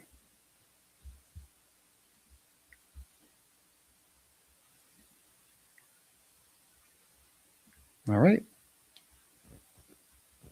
All right, lady, you'd say one show. People say one show. Okay, one night show. The Wilbur is the Wilbur, it's like downtown Boston, you know? And I saw the setup at the 𝗃𝗏𝗄𝗃 Theater. It doesn't seem as intimate.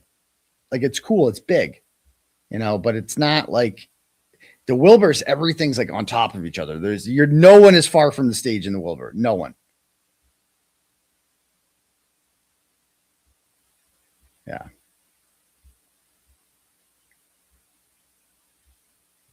I'll get to the Sue stuff another time.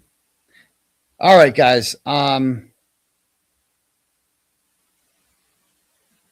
she didn't. Did she really? Tell me she didn't actually buy the Lexus. That did not happen. Good for her. Good for her. If she did. All right, ladies and gentlemen, I'm outie. You guys have a wonderful evening. And don't forget to brush your teeth. All right. Peace to your bum grease. Outie.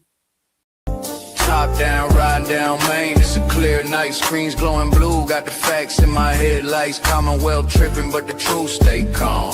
𝗺𝗫 and 𝗬𝗟𝗃, I'ma read them like Psalms.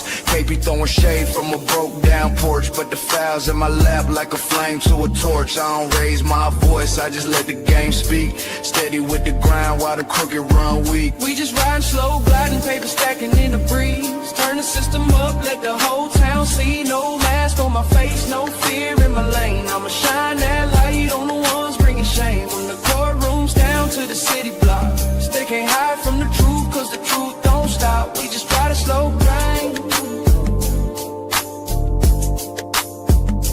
Midnight oil burning, pen hit the pad slow. Every word cut clean like the rims on the 6-4. From Boston to Brockton, the whispers all hum. Turtle boys riding in the reckoning gon' come. Lally in the back room, 𝗺𝗫 on the phone. Trying to twist the narrative, but they can't postpone. I'm just sipping on the facts while the city play pretend true. Got no curfew, I'ma run it to the end. See, this ain't about fame. This about that long game. You can duck, you can weave, but the truth still call your name. We just riding slow, gliding, paper stacking in the breeze. Turn the system up, let the whole